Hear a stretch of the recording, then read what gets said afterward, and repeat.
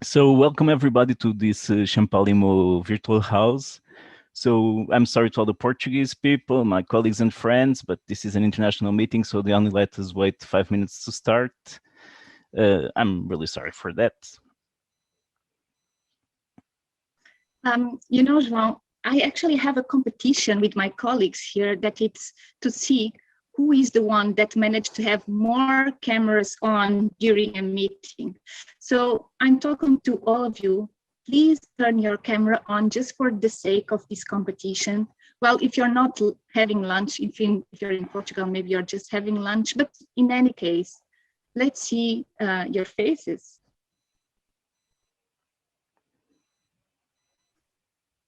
We have a lot of people here today, which is nice.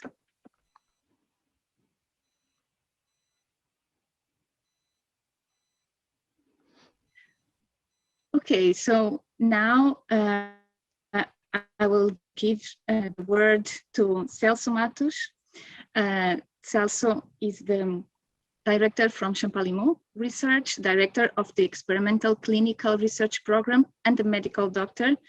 And Celso, thank you so much for hosting this meeting, and the floor is yours.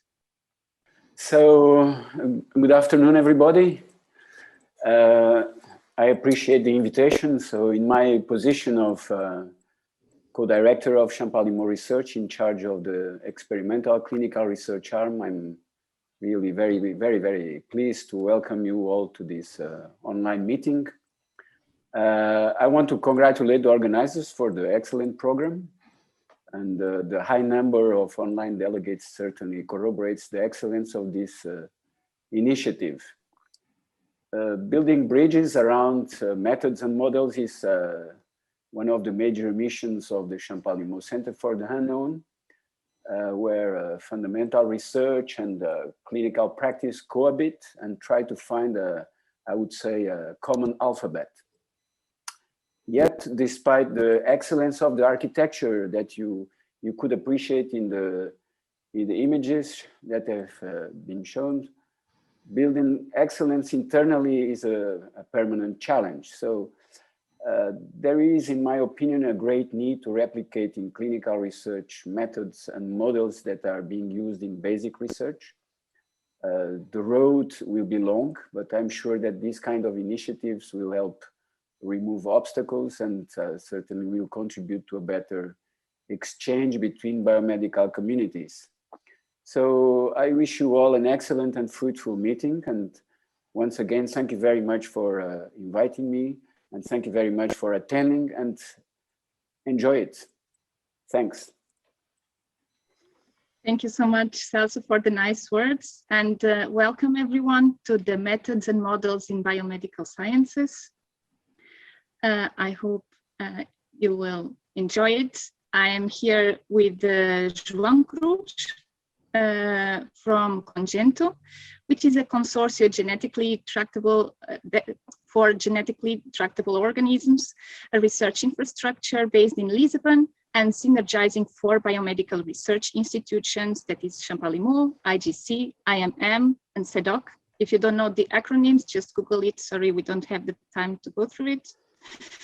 And CONGENTO provides a variety of services in animal models, particularly in mouse and zebrafish and fly. Oh, that's pretty much accurate, Sophia. Thank you. So Sophia LEITE. Sophia is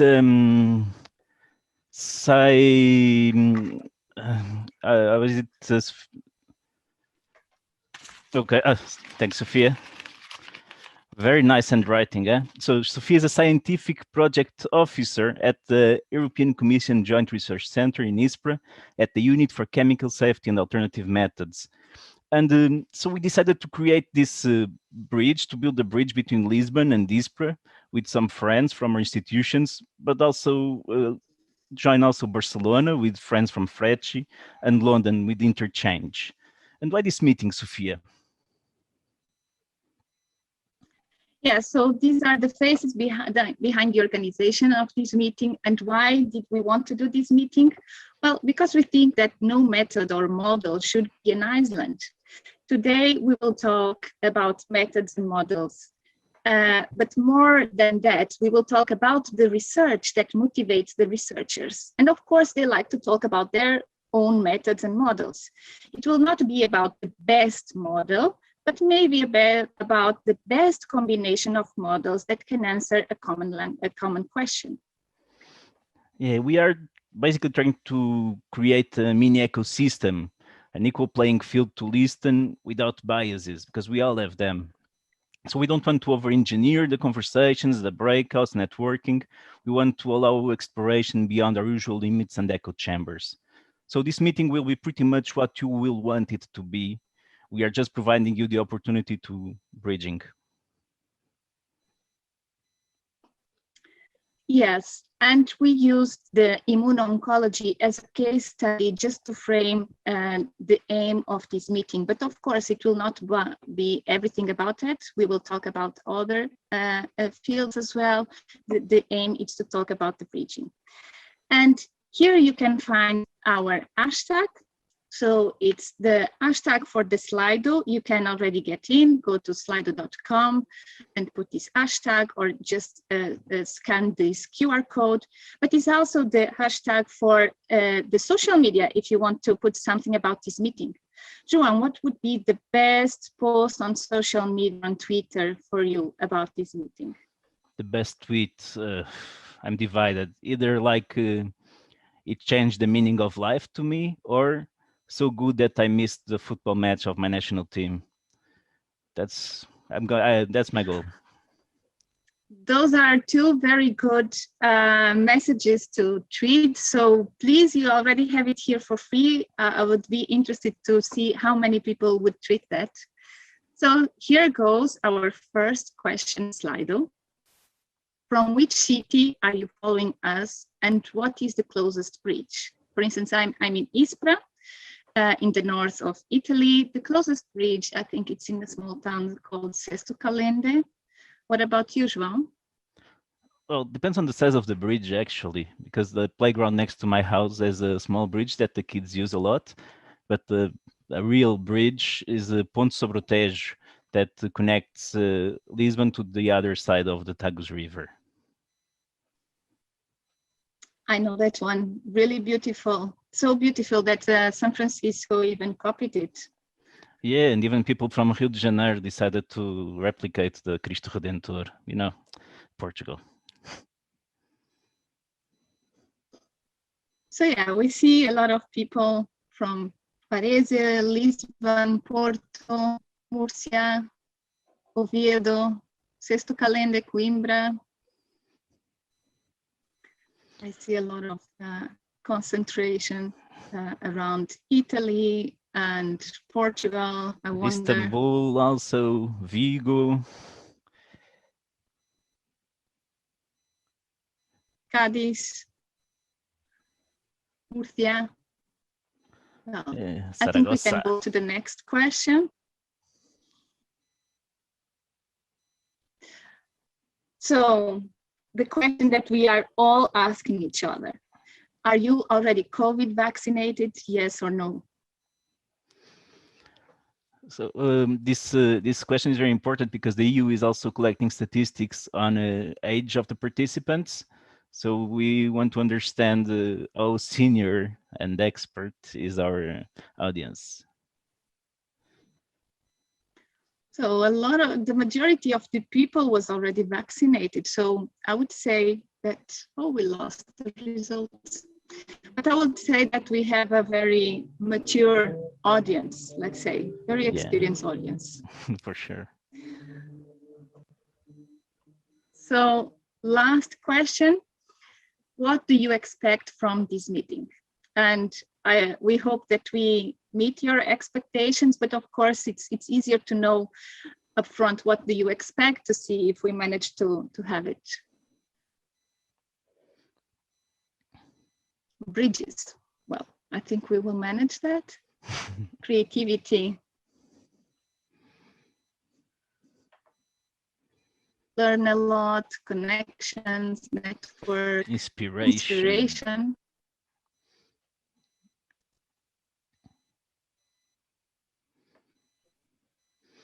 Mutual understanding. make connections.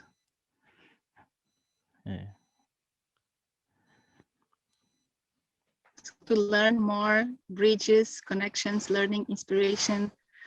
This was in fact we can keep up to that.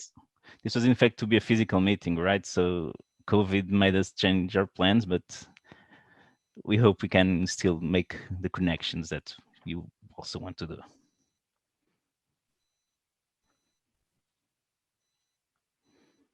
Well, I think we have a very nice word cloud. So back to you, to our participants. Here are some statistics that Marco made for us. You can see the registrants, the majority, where they come from. Majority, it's Portugal and Spain. There is a hot place there, followed by Italy, which is then followed by UK and by Turkey. But then we have a bit splitted, a lot of people a bit from many different places, which is nice. Yeah, so it will be nice to make bridges with all these places. Yeah, but most of the people are either having lunch or having siesta. So this can be a dangerous meeting, eh? Okay. In fact. So about what you can expect of this meeting, here it's our agenda for these 2 days or 2 half days. So today we will start with a talk from Maurice WHELAN from the Joint Research Center. Yes, we are not seeing that slide. Now we are. Okay, and then we have session A, sharing state-of-the-art on non-animal alternative methods, tumor immunology as a case study, chaired by Laura Ward, and with Lucia Gabrieli, Benjamin Riba, Laura Garibaldo, and Marco Straccia. I think, João, you're one of the people that are missing a football match to be here from the way that you're reporting us these sessions. And okay, so then after that session A, we will have a coffee break. I know you didn't want it, but we really want you to have a good coffee and be ready for the second part of the meeting today, because you will have to work a bit. Don't be worried. Don't worry, because it will not be difficult. And Maria Caruso will explain us what the exercise is about. And we hope that you will manage to construct some supermodels. Yeah, and the second. And present it back to the plenary meeting. Of course. Then the second day, so please come back, don't leave. We'll have Ana Maria Caruso opening. Then the session C, chaired by other Laura, this time Laura Garibaldo, and with Megan Carey, Niccolo Bonacci, Bridget Lansman, and Lauralie Clerbeau. Yes, and then we will have another break, and we will finalize with a panel discussion about building trust through bridges. This will be chaired by Marco Straccia, and we will have in the panel Isabel Campos, Marta Moita, Adriana Sanchez-Danes, Anna Olsen, Lindsay Marshall, and Maurice WHELAN. So I hope that you're ready. Yeah. And Sophia, what would be the model of this meeting if this would be like a comic book? So for sure, it will be with the amazing drawings from Sirenia. You can see here one of her sketches about our next speaker, who is Maurice WHELAN. He's a really good speaker, and I hope you really enjoy this talk and what he's going to present Sophia, on the Sophia, sorry, maybe it's better that I introduce your boss, okay? So Maurice is the head of the Chemical Safety and Alternative Methods Unit of the Directorate for Health, Consumers and Reference Materials of the European Commission's Joint Research Center at ISPRA, Italy, where he also heads the JRC's EU Reference Laboratory for Alternatives to Animal Testing. So, Sophia's boss. Maurice is the EU co-chair of the OECD Advisory Group on Molecular Screening and Toxicogenomics, and that is also responsible for the OECD program on adverse outcome pathways that we're going to listen about tomorrow. He has published more than 200 scientific papers and a recent book on validation of alternative methods for toxicity testing. He has held a number of external appointments at Vrije University, and currently also visiting professor at Bioengineering University at the University of Liverpool at the United Kingdom. We are extremely grateful to have his presence, although we know he's not missing any football match as Ireland didn't qualify for the Euro Cup. Welcome, Maurice. Thank you so much, João. Not only did we not qualify for the European Cup, we didn't qualify for the Eurovision either. So it was a bad month for us overall. So let me share my screen.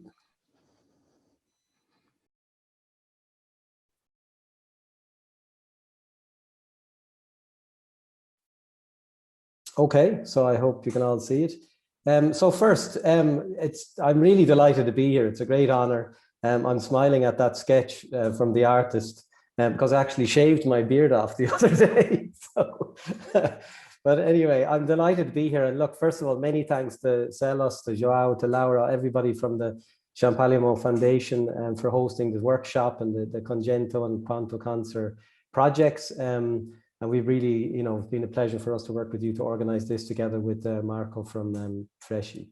So let me just move.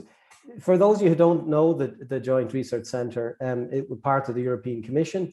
And our job really is as a science and knowledge service of the Commission to support EU policies with independent evidence. And this is really from going from foresight, really anticipation of policy, right through to implementation and monitoring. We're a big organization, over 3,000 staff, 3/4 of us are scientists, and we're spread around different sites in Europe. And as Sophia mentioned, we're based here in the north of Italy.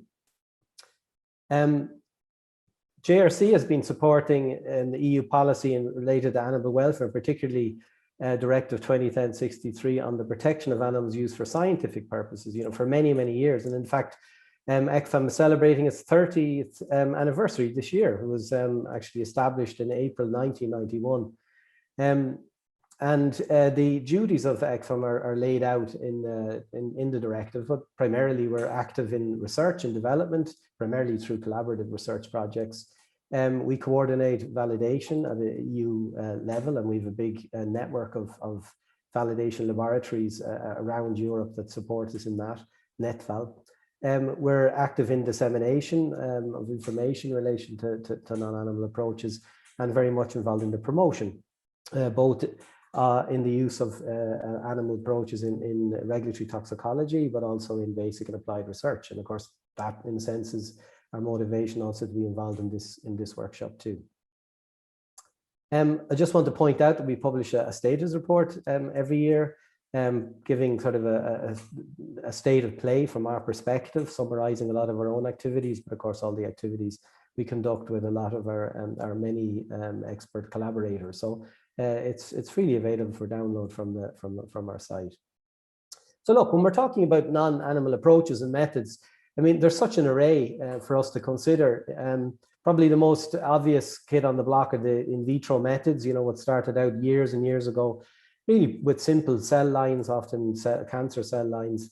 But that's evolved now into much more sophisticated in vitro models based on primary cells, on engineered tissues, 3D tissues, and more recently organ on chip. And of course, induced pluripotent stem cells are playing a major role there too. In vitro based omics has really exploded in the last years. And in particular, we're seeing now the emergence of high throughput screening and high content screening, where we can do really generate exceptional amounts of data, combining omics with complex in vitro systems. A lot of work also can be done on the computational side, not only modeling at the molecular level, but also mathematical modeling at the organism level. And we can, model not only, physiology, but also looking at, kinetics. A lot of development too in chemical assays, so looking at biochemistry in vitro, of course. And then let's not forget, the clinical data is such huge advances in medical imaging, for example, medical diagnostics, that really we can look to a lot of new data streams from the clinic as an alternative approach. And then, of course, making best use of the huge amounts of legacy data that we've generated over the years primarily using animal models and re-mining that data to gain new insights. And we're also very importantly seeing, complementing these kind of technologies, emergence of kind of knowledge management frameworks. How can we do a better job at really pulling our knowledge together and really giving insight and understanding. And we're going to hear a bit more about that later, particularly using the adverse outcome pathway framework for that purpose. So really an incredible array of technologies and methodologies that we can put to good use, both for regulatory testing and research. I mean, if we just touch on regulatory toxicology, we've a lot of challenges still to face in that field, and one of them is integration. When we really want to look at complex health effects, we really have to rely on an optimal integration of both computation and experimental methods to give the complete information set, and that's a challenge, because a lot of these methods tend to be developed in isolation. The other thing we're trying to tackle is also, what do we benchmark these new approaches against? I mean, taking an area like developmental neurotoxicity, for example, where we actually don't have a lot of data, human data or animal data, on developmental neurotoxicants. And also the animal data that we do have, it doesn't tend to be that relevant. So it's a challenge, therefore, to compare, what's coming out of these new non-animal approaches with an established reference. And finally, another issue that we're trying to deal with is that in regulatory toxicology, a lot of the information requirements requested under legislation were defined in a day when there were really only animal models around to generate that data. And so we've got this bias in legislation that is requesting specifically animal derived data as opposed to non-animal derived data. And so we need to work together and build a bridge there with the regulatory community to update that. Another thing that ECFM has been really involved in since its genesis was validation, and really that's kind of expanded in recent years to seeing how we can establish the scientific credibility of models and methods, and so it goes beyond validation, even though validation is still a very important part of that process, qualification, and really credibility is about it's establishing this through credibility through a sort of a social process. It's about sharing knowledge and understanding between developers, users, and decision makers, to really increase the willingness of others to use predictions in their decision making. And so it's very much a social bridging and sharing process. I won't go into detail here, but we've published a lot on what are factors underpinning credibility.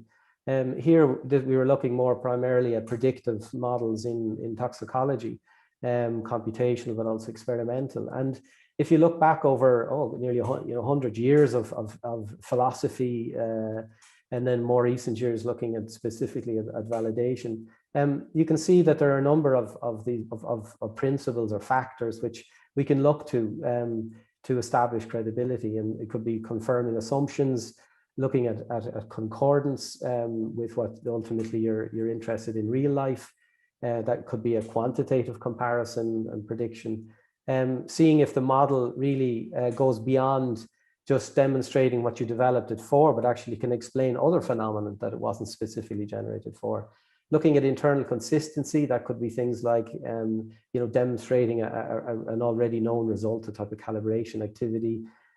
Seeing if varying the parameters in the model, produce a change in outputs that you'd expect, the kind of sensitivity analysis, and looking at general robustness and reproducibility.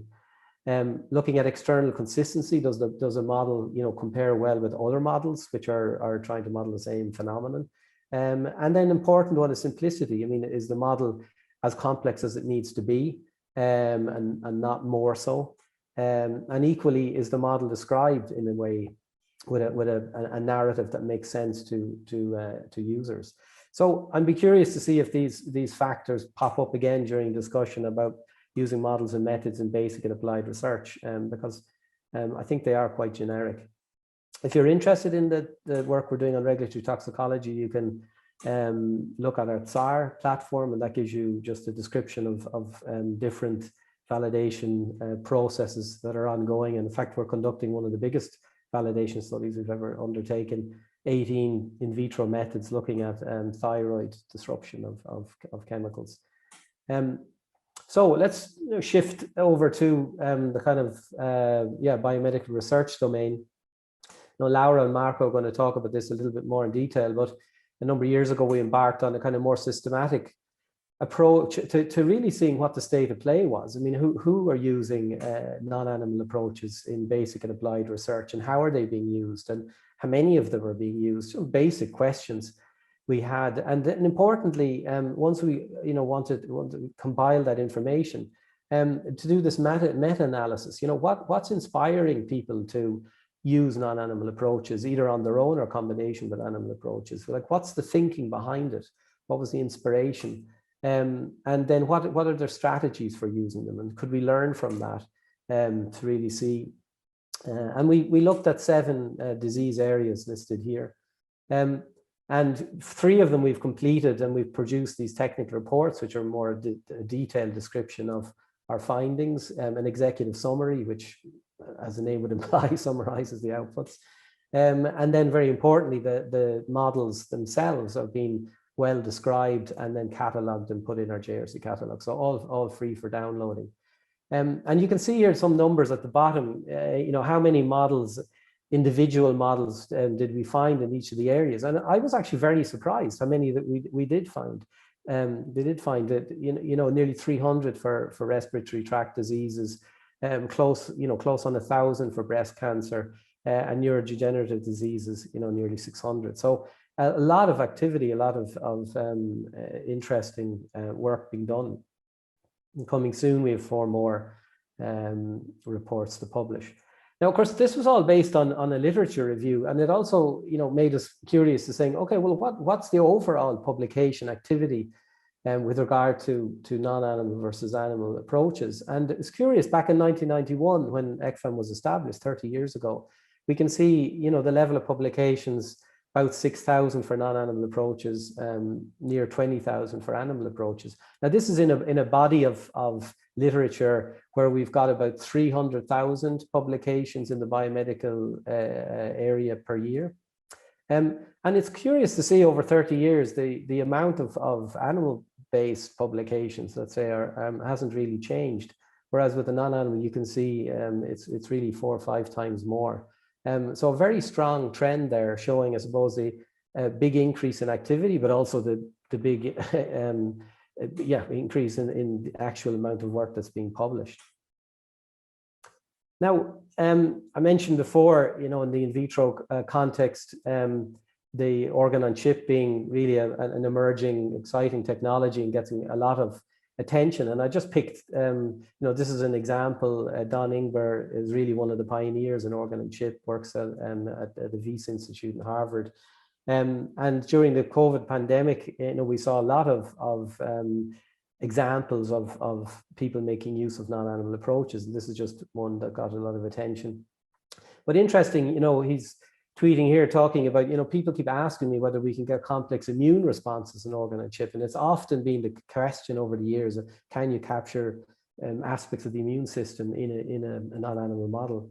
He says, yes, we can, even full vaccination and adjuvant responses. But funny, he says, now we just need a journal that will send the manuscript out for review, which is indicating that perhaps that although there's a lot of results there, are they really being taken seriously? And it touches also on an aspect where, he's saying, is it time for you or 3 to request human organ-on-chip experiments instead of animal validation studies? So pushing on this idea that if truly we're reaching a point where we're capturing human-specific biology in these models, these complex models, is it right that then to assess their the validity or credibility, that we then are comparing with more conventional models instead of really comparing with humans?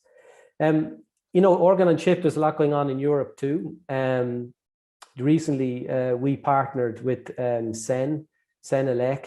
CEN is the European standards body. Because really the community felt that it was time to look and see how standards could support further innovation and translation in the field. And we partnered with the European Society of Organ on Chip, which was established some years ago. In fact, the EUROX conference is happening on the 1st and 2nd of July, if you want to register for that. And this was a fascinating workshop. Sophia was heavily involved in organizing it too. And we had 3 tracks, looking at more life science, so really the biological models and tissue cells and so on, and good practices in that perspective. Then we looked at the more technical side and fluid flow and the electronics and sensing aspects of these devices, and then also looked at things like data reporting and issues to do with regulatory acceptance and qualification. So looking really broadly to see how standards could play a role, and we're hoping to publish a report fairly soon on that if you're interested.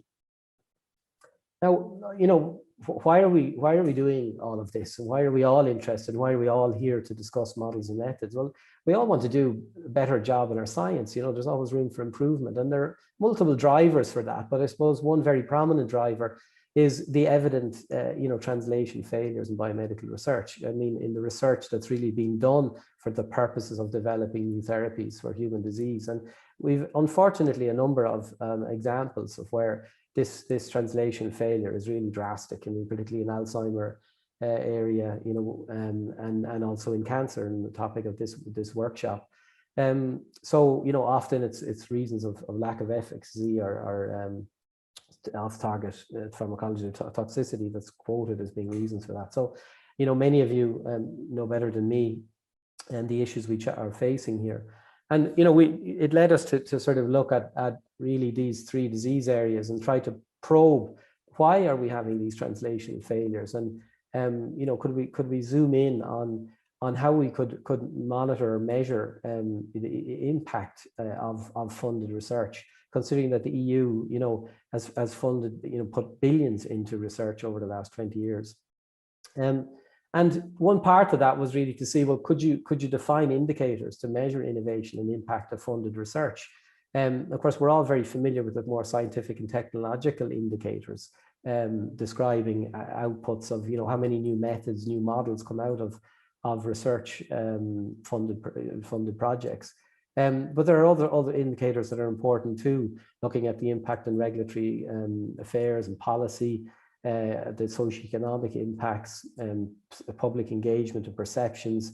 Does it lead, to better education and training opportunities, job opportunities, and so on? So very comprehensive view. And we decided to apply this kind of set of indicators to look over the last 20 years in these 3 areas. And like I say, why these areas? We've got nearly 10 million people being diagnosed each year in the world with dementia, and 3/4 of that is due to Alzheimer. Breast cancer is the most prevalent cause of cancer in Europe now, as you know. Prostate comes in at number 4. So 3 areas where we really need our research to pay off. And over 20 years, that gets back to about framework 5. Now we're doing a lot of analysis here, primarily literature analysis, but to complement the literature analysis over the last 20 years, we've also carried out a big survey. And this was really talking to participants of EU-funded projects and coordinators over the last, who've been active over the last 20 years to understand from their perspective, what aspects of the research in those disease areas were they working on, what led to the choice of certain models and methods that they were using, what challenges, they encountered, degree of public engagement, but very importantly, from their perspective, what were the factors that contributed to research success and impact. And you can look at the report I just mentioned there. It's downloadable from our website. It's the initial report that gave just a factual summary. But just giving a little glimpse of what people thought were ingredients for success, and no great surprise, I suppose, but it reinforces, what we might have anticipated, that really it's a research strategy. You need to have innovative ideas, innovative hypotheses, and innovative models and methods to really pursue those hypotheses. But then came in very closely was the importance of collaboration with the right partners, an international dimension to that to make sure really you can get the best partners together. And then interestingly, emphasis on multidisciplinarity. So this is what the community think are ingredients for success, for having output and impact. And that kind of brings us around, to a report that we published a couple of years ago, where we collaborated closely with Anna Maria CRUZ, who you'll meet in shortly, where we were acknowledging the fact that we all want this cross-disciplinarity. We all know it leads to innovation and breakthrough, but at the same time, if it's so easy, why isn't everybody doing it? What's stopping us building those bridges? And really, the angle from this study that we did was acknowledging that as scientists, isn't it curious that we now identify more with the methods we use than the disciplines that we originally studied in university. Often people are presenting themselves now in terms of the research methodologies that they're using in the methods. I'm an omics person, I'm an organ on chip person, and this is acknowledging that and understanding that, you begin to understand why, in a sense, we've created these siloing to some extent, where each of these communities are being built up around certain technologies, language and concepts that goes with those technologies and methods, and become self-sufficient with their own societies and their own journals. And so, there's not a huge amount of opportunity to really reach out and bridge with other communities. So we're going to be exploring that through this workshop. So I'll just stop there. And thank you all again for joining this workshop. I'm really excited to be here. And, I'm sure we'll come up with some interesting insights and break new ground as we work together over these next 2 days. Thank you. Thank you, Maurice. And so participants, you are all welcome to take this chance to make some questions to Maurice. Okay.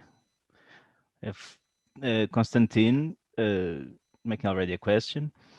Organ on chip is a great model to carry out science, but it's very customized and highly demanding technique. Sorry. Yeah. So what would be any alternatives for small labs who don't have such funding to perform organ on chip? Yeah, it's a great question, and it's true that if you start with commercial systems, they can be expensive. I would suggest to have a look at the three surveys that are the three reviews that we've just published, because in there you'll see a lot of more sophisticated in vitro methods. They might be 3D models, quasi organ on chip stuff, where you might get some ideas of how to set up something more modest and affordable. Because there's some great examples in that catalog, and we uncovered a lot of good examples when we did that survey, and you'll get all the details in the catalog that we published. But I do think it is a challenge, and we've been talking to the European Society of Organ on Chip about how could we make some of this technology more accessible. I think there is interest from a lot of academic labs too to try to share some of the basic kit and ideas. So I would check out the Society's conference on the 1st and 2nd of July, where you might get some inspiration there too. Maurice, Ishita Virmani is also asking, what's your opinion about the current approaches for developmental neurotoxicity testing? Well, here's a great question, and my answer would be simply, I think this is a great opportunity for a win-win. This is a situation where we've got, a clear regulatory concern about chemicals causing issues when it comes to developmental toxicity and leading to potential, issues around even IQ, around learning difficulties, and so on. There is not confidence in the regulatory community about the animal-based tests we have for looking at developmental neurotoxicity. And not only that, but the way the regulatory framework is set up, it's not very often that these methods are actually triggered, that these studies are even carried out. And then at the same time, we have a hugely exciting new generation of in vitro methods becoming available for looking at mechanisms underpinning DNT. And so much so that there's a project at the OECD at the moment that we're involved in to develop guidance on how to use non-animal approaches for assessing chemicals with respect to developmental neurotoxicity. And that guidance, I hope, will be approved early next year. And that, I think, will see a shift. And honestly, I think that reflects, you know, that kind of opportunity, that win-win-win, you know, bringing something new to the table, filling a gap, and demonstrates the advantages of non-animal approaches, but equally addresses a concern, a societal concern. Yeah, Maurice, David Israel is also asking, how do you think this new methodology can improve our understanding in case of multifactorial diseases? Yeah, I mean, that's always a challenge, and we know clearly that you know, diseases like Alzheimer, but cancer are multifactorial in nature, and how can you really capture that in your research strategy? And I would say it's about research strategy. You know, models will always be just models, and there'll be always a limit to what we can capture in there. But I think it comes down to then being smart with how we combine. So, for example, take the multifactorial from a chemical exposure perspective. You know, the reality is we're exposed to multiple chemicals in mixtures and so on. So how can we make, you know, the exposure of our models more realistic? We're seeing a lot of advances in human biomonitoring, so we can get a much better idea of the reality of exposure, biomarkers of exposure, and so on. And so, you know, there's no easy answer to that question, except to appreciate that it is multifactorial, and we need to be smart in the research strategies we define, and, you know, how we then not only design our research models, but also, you know, how we acknowledge the limitations of them, and you know, use the results wisely. Thank you so much, Maurice. I had a couple of provocative questions, some of them hinted by Sophia, but we don't have time because our participants did already very nice questions. So I thank you again for joining us. I hope you can stay for the meeting, and tomorrow for sure we're gonna hear from you again. Thank you so much, Maurice. Thank you all. Thank you.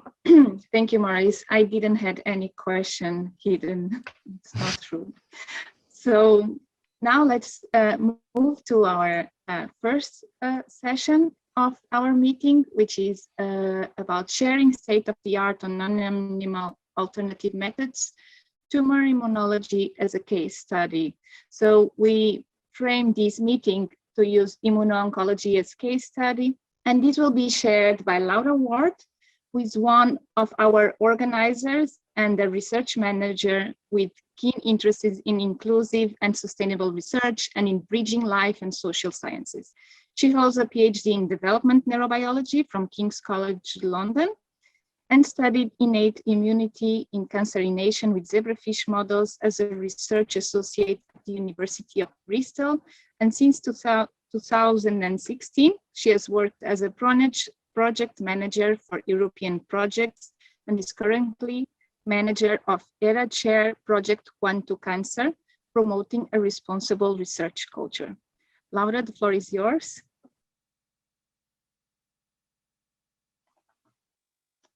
So good afternoon, and and welcome to our first main session of the day.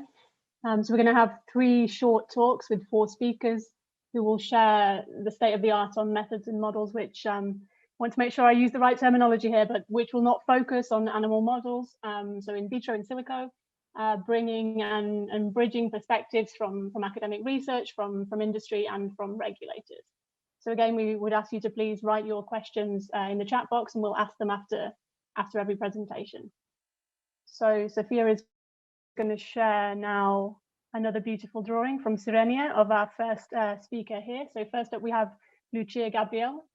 So Lucia is head of tumor immunology at the ISS, the Italian National Institute of Health in Rome, and co-chair of the vaccine platform Beatrice Eric. Her research has focused on phenotypic and functional characterization of immune cells and dissection of cancer immune cell interplay, with particular attention to its modulation by epigenetics, by immunomodulators and immunotherapies. She has also been working on the construction of tumour-on-a-chip microfluidic devices to model and to investigate cancer immune cell crosstalk on an individual patient basis. So the title of her talk today is very appropriate for this meeting, the intertwined evolution of tumour immunology and experimental models. So I'm just going to unmute Lucia here, and Lucia, the floor is yours if you want to start sharing your screen in the meantime.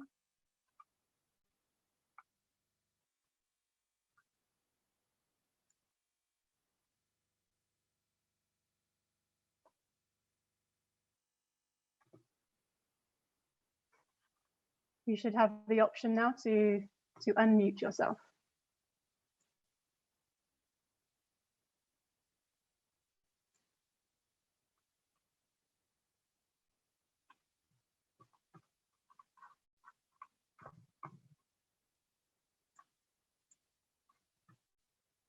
Okay. Perfect. Okay. Okay. Okay. Good morning, everyone. Thank you for this amazing invitation. I am happy to participate to this very informative meeting about the experimental models in immuno-oncology and not only in immuno-oncology. And and I'm happy also because I will talk a little bit in details about the scientific basis of these experimental models, and the intertwined evolution that these models have had with tumor immunology. So I want to start from the very beginning. So the vision of the evolution of the immune system. So here is just on your left there is this what said Hippocrates about 2,500 years ago, and he said that all diseases begin in the gut. So he didn't know the immune system, but so after so many years, basically we find out that one of the most important parts of the immune system is the gut. And the gut is a very complex side of the immune system. But of course, the immune system is not only the gut, it is really a complex organ that we have disseminated in our body. And this organ is such a complexity that now we are able to study this complexity with many approaches. But so over the last few years, so it became clear that the complexity that we really do not know. So the complexity, the full complexity of the immune system. And we discovered that indeed, so the immune system works differently in men and female, in men and women. So as you can see from this slide, so the two arms of the immune system are the innate immunity and the adaptive immunity. And each of these arms has basically different function. And here you can follow from this arrow, blue and pink arrow, that this function of the immune system are quite different in females and in males, but not only this complexity relates to females and males, but relates also to aging, because all you know that so the immune system in all the people basically undergo a very big and important changes. And one of the most important change is the inflammaging. Basically, when we get older, so our body, our immune system answer in some way, so with some response that are not appropriate, and so we undergo to this inflammaging, and this inflammaging is associated to many immune related disease. so we have to keep in mind this complexity in order to understand the really dialogue between the immune system and the cancer. And here is just to bring your attention to this really equilibrium between the cancer and the immune system.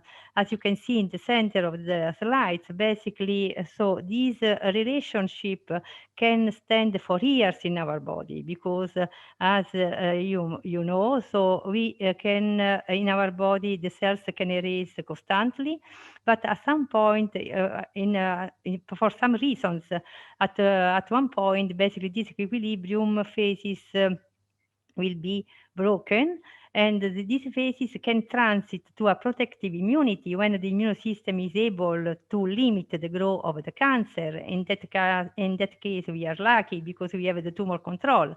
But this equilibrium can also transit to the immune escape, because the immune response are not able anymore to limit the tumor growth, and we go through tumor progression. So this dynamic interaction between tumor and immune system indeed is much more complex, because in the tumor niche there are many other components that are factors and other immune cells that they participate for this equilibrium.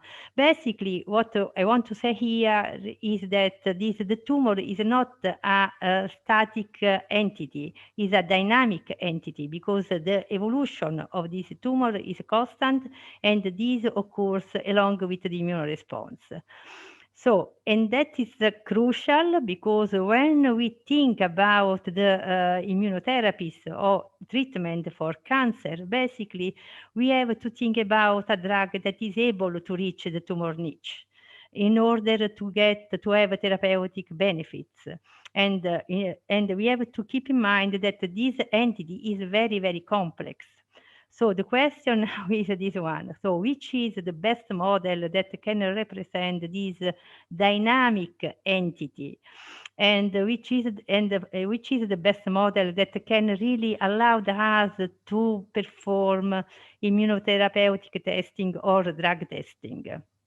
So here we go through the experimental models that were already mentioned in the previous presentation, but I go a little bit deeper in the scientific basis, basically. So I have a few slides for the mouse models. So the more simple animal models that we know is the syngeneic mouse models. So these models, the advantage of these models are that these mice have a fully competent immune system, but unfortunately this immune system is a heterologous species-specific immune system, and this basically often basically does not allow to translate the results into humans. This is very important because this model basically lack the heterogeneity of and the dynamics of the complexity of the human tumors. So then in the evolution, evolution of the mouse models, basically we have also humanized mouse models. You all know these different type of humanized mouse models. For sure, here we have an advantage, which is the reconstruction of the immune system, but this reconstruction is partial. We cannot really rebuild a full human competent immune system. And again, when we use these models with cell lines, we cannot reproduce basically the heterogeneity and the complexity and the dynamics of the human tumors. And this is basically these questions basically draw the scientific community to develop the avatar mouse models. Here we can really reproduce the heterogeneity and the dynamic and the complexity of the individual tumor human tumors. But again, so here the reconstruction of the immune system is partial and is not dynamic, is static, because so we just look at one stage of the tumor development. So the limit of the mouse models basically draw the scientific community to develop the 3D in vitro models, as you heard in the previous presentation. So now we are at this stage. Basically, we have the organ on a chip, but the evolution of this system has been pretty long, basically starting from the 2D culture, and as you can catch, according what I said before, this culture really cannot reproduce the complexity of the human tumors, but going through the evolution of this system, we basically reach we have a spheroid, we have a spheroid organoid, and we have still tumor on chip that say they are very close to reproduce this heterogeneity, this dynamics, and this complexity. And also another advantage of these models that so they have there is the time advantage, because so the mouse model the experiments in mouse model are quite long. These chips are more ready to be used, but so this chip needs to be exploited a little bit more in order to rebuild, to translate exactly what happened in humans. And here I want to bring the case that we have in our laboratory, because in my laboratory we develop a DC-based cancer vaccine. And basically this is a therapeutic approach, and relies on the collection of monocytes from the patient, and then these monocytes can be differentiated in vitro in interferon, in dendritic cells in the presence of interferon. And we got this drug which we call the interferon disease. These diseases are quite potent because when we reinfuse these cells to the patient, we expect these cells to take up the tumor cells and to stimulate the CD8 specific response against the tumor. And indeed, this is what happened, because we brought this vaccine in a cohort of follicular lymphoma patient. And here you can see that we treat, this is the schedule of treatment of this patient, and this is the follow-up of this patient. And basically you can see that many, so some of these patients reach the complete response at the stable disease. But so how we could evaluate the capability of this vaccine to do the proper job and to have therapeutic benefit? We assayed this cancer vaccine on a macrofluidic platform. This is our platform. Basically, in green is the immunochamber where we load these cells, this cancer vaccine, and in red there are two tumor chambers that we loaded with the cancer cells. Here is another perspective. Here is basically what we expect to happen on this macrofluidic platform. Basically, when we load this interferon disease in the immunochamber, we expect that these cells can reach the tumor chamber, that is a 3D tumor chamber, crossing this channel that are very narrow channel, and they can cross this channel only if they are active. Basically, here, so there are some results, and in red are the tumor cells, and in green are these interferon disease, this is cancer vaccine.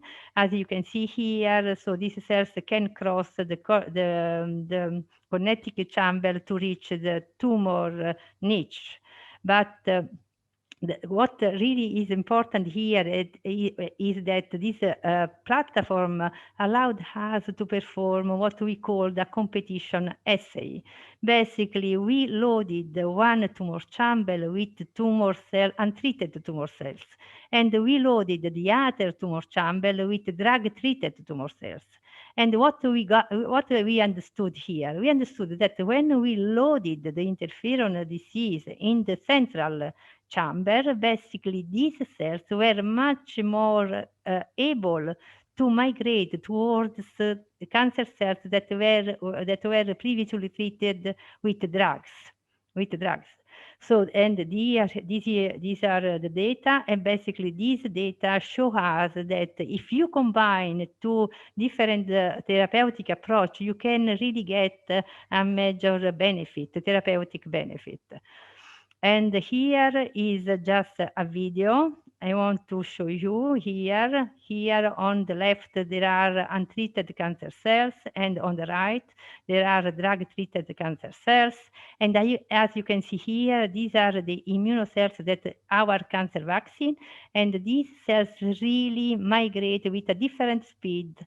So towards cancer cells that were previously treated with another drug. And here, so you can see that they accumulate.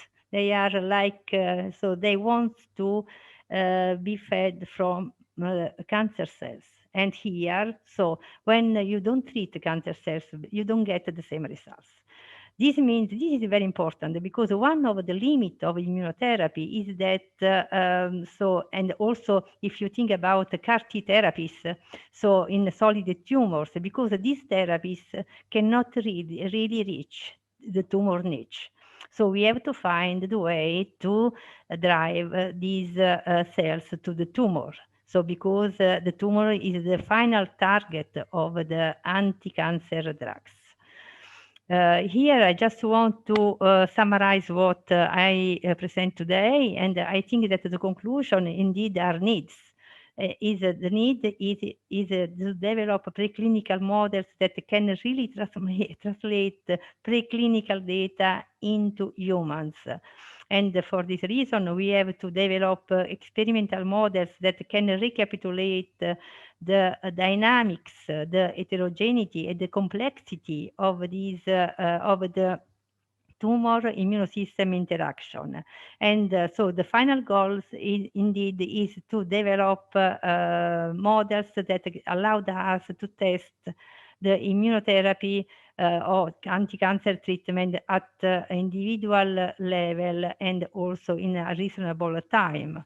So if we really reach these goals, then we hope for treatment that have a major benefit, and for sure, so we can go towards the personalized treatment, because as I said before, the tumor is an entity that is individual. It's an individual entity. It's not a global entity. And when we talk about breast cancer is many breast cancer. And so, and at the same time, we can limit the toxicity of these drugs, because many patients are treated with a therapy that cannot lead to benefit, but can really give many toxicity if there are some components there. So I just stop here, and I want to thank you for, I want to thank the audience, and I'm ready to take any question if you have. Thank you. Thank you very much, Lucia. So we already have a question here from the audience, from David Israel Escobar Mosilo. Sorry about if I murdered your name.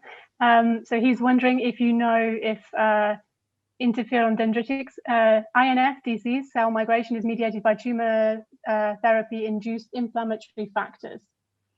Yes, they do. And so we also, so they do some inflammatory factors, and we also checked so that some, we also find out that some chemokine can drive their migration toward the cancer cells. And we also, so I didn't have the time to present all data here, but we also blocked this migration using specific antibody against some chemokines. Okay, thank you very much. If anybody else has any other questions for Lucia, please put them in the chat. But in the meantime, maybe I can ask a very general question. So what would be your advice to an early stage researcher starting out now in the immuno-oncology field? How do you think they should choose their models and methods? Yeah, actually, as was said before, I think that there is not the best model. There are many models that you can use in parallel, but the real thing is here, the real issue is that you have to know your disease very well. So because the immune system is a quite a complex organ, so there are many things that can switch the function of the immune system, and from so a positive response and a protective response, so it is possible to switch to a tolerant response and not to get the benefit that you expect. That's that is because the immunotherapy works in a limited number of patients actually. So even these immune checkpoint inhibitors, that really was a great discovery and opened again the frontiers of the immunology in the treatment of cancer. But so these the therapeutic treatments, they work in a limited number of patients still. So much many with respect to the previous treatment, but still not all the patients respond to this therapy, and some of them they fail basically. The treatment in some of them they fail because during the treatment, because it's a dynamic event. So basically the immune system change, and so is not anymore able to respond to the anti-cancer treatment. Maybe one more quick question so we don't get too far behind time. So from George Valero, how does the in vitro system affect the transcriptome and the behavior of the immune cells? That's a nice question, actually, and you know, so it can affect this in vitro manipulation, the immune system. But anyway, so the usually some studies basically are comparative studies, because we perform analysis from ex vivo immunocells, and then we perform the experiment using our model, and after so at the end of the experiment we perform the same analysis, and say we can really say that if you have a certain switch of your immune system, you can keep so this the response. What I want to say that the immune response is not only phenotypic, it's also the genetic background. And so it's also important to study the genetic background of the immune response. And this is what brought us to understand that so the immune response is different in females and males, you know, because there are some genetic differences there. Thank you very much, Lucia. And if anybody else has any other questions, we're going to kindly ask the speakers if they mind to join the LinkedIn participants group after for follow-up. Thank you very much. Thank you so much. So now we're going to move on to our next speaker, to Benjamin River.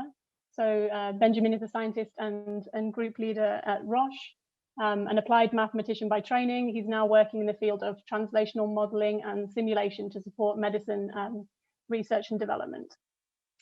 So Benjamin, you should already be able to share your screen.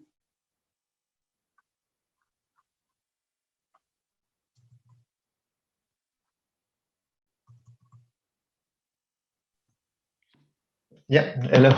I had difficulty to unmute me, excuse me. Sure, I share my screen right away. Maybe you give me a signal if you can see it.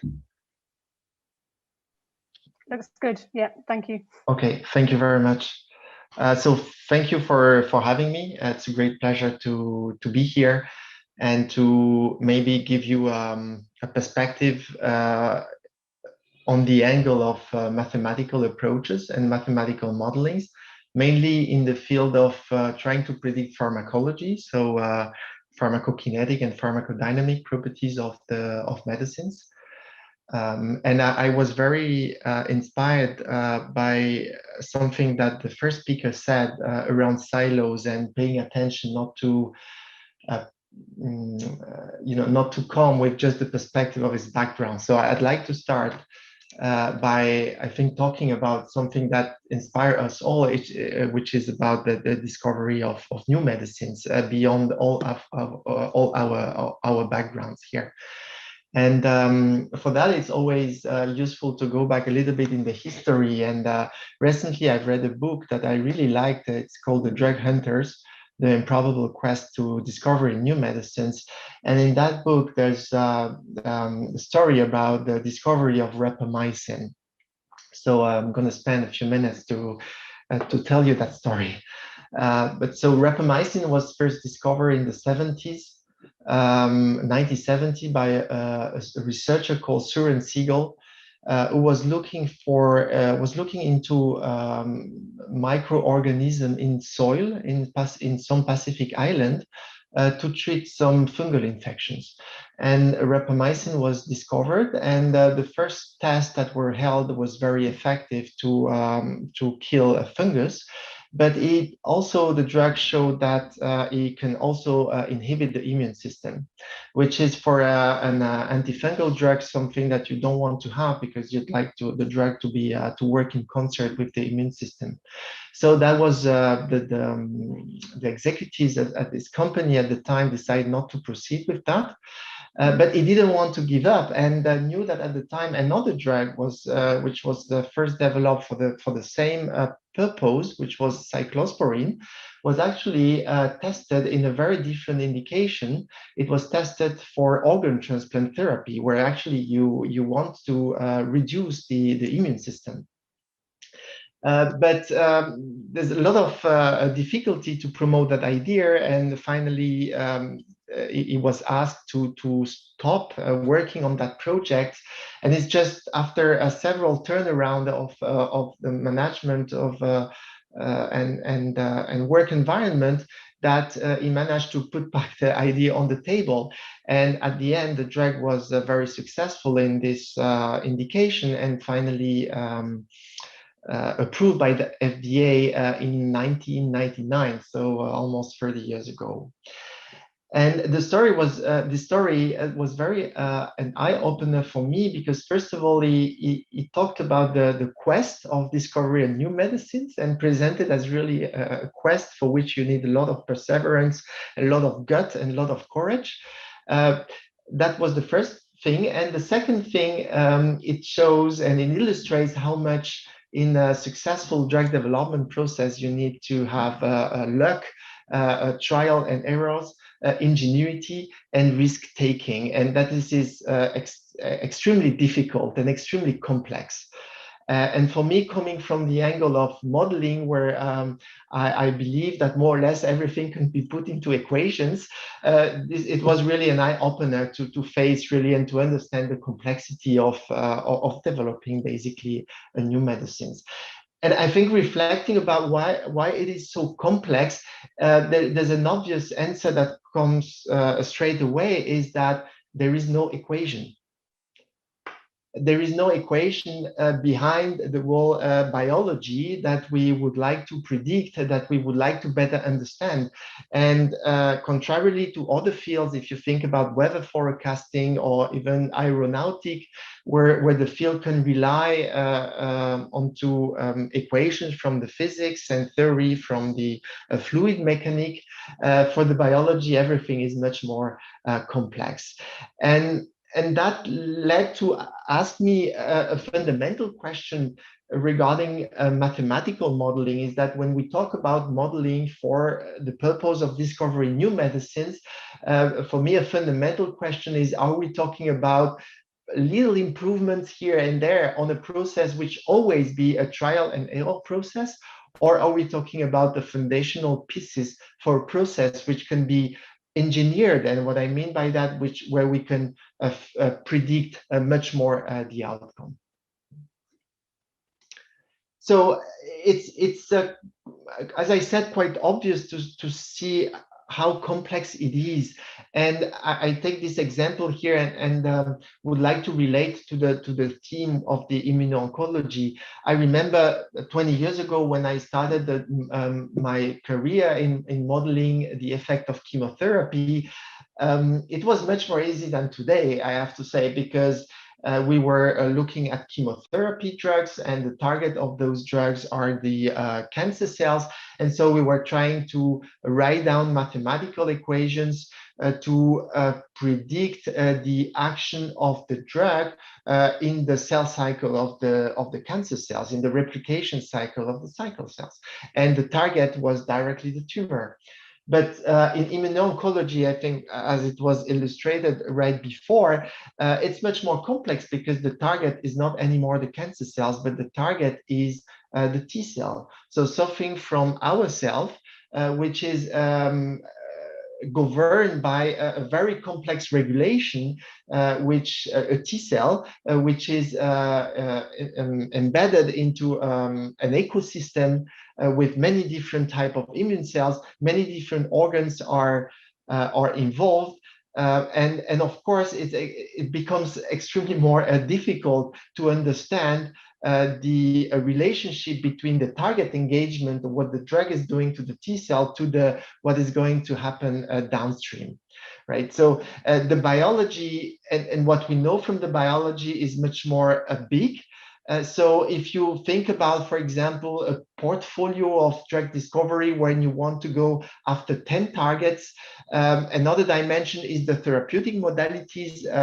Before we years ago, we were mainly working with small molecules, like the example in chemotherapy, and now there are different other types of modalities, such as monoclonal antibodies, for example.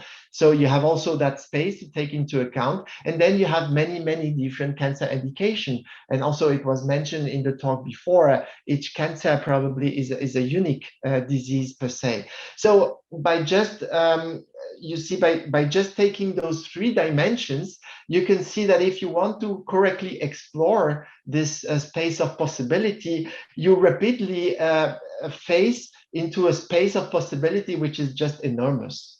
And of course, there, if you try to look for what is the winning molecule in that space here, it becomes extremely, extremely complex. And of course, then trials and error, risk-taking, and luck is something fundamental.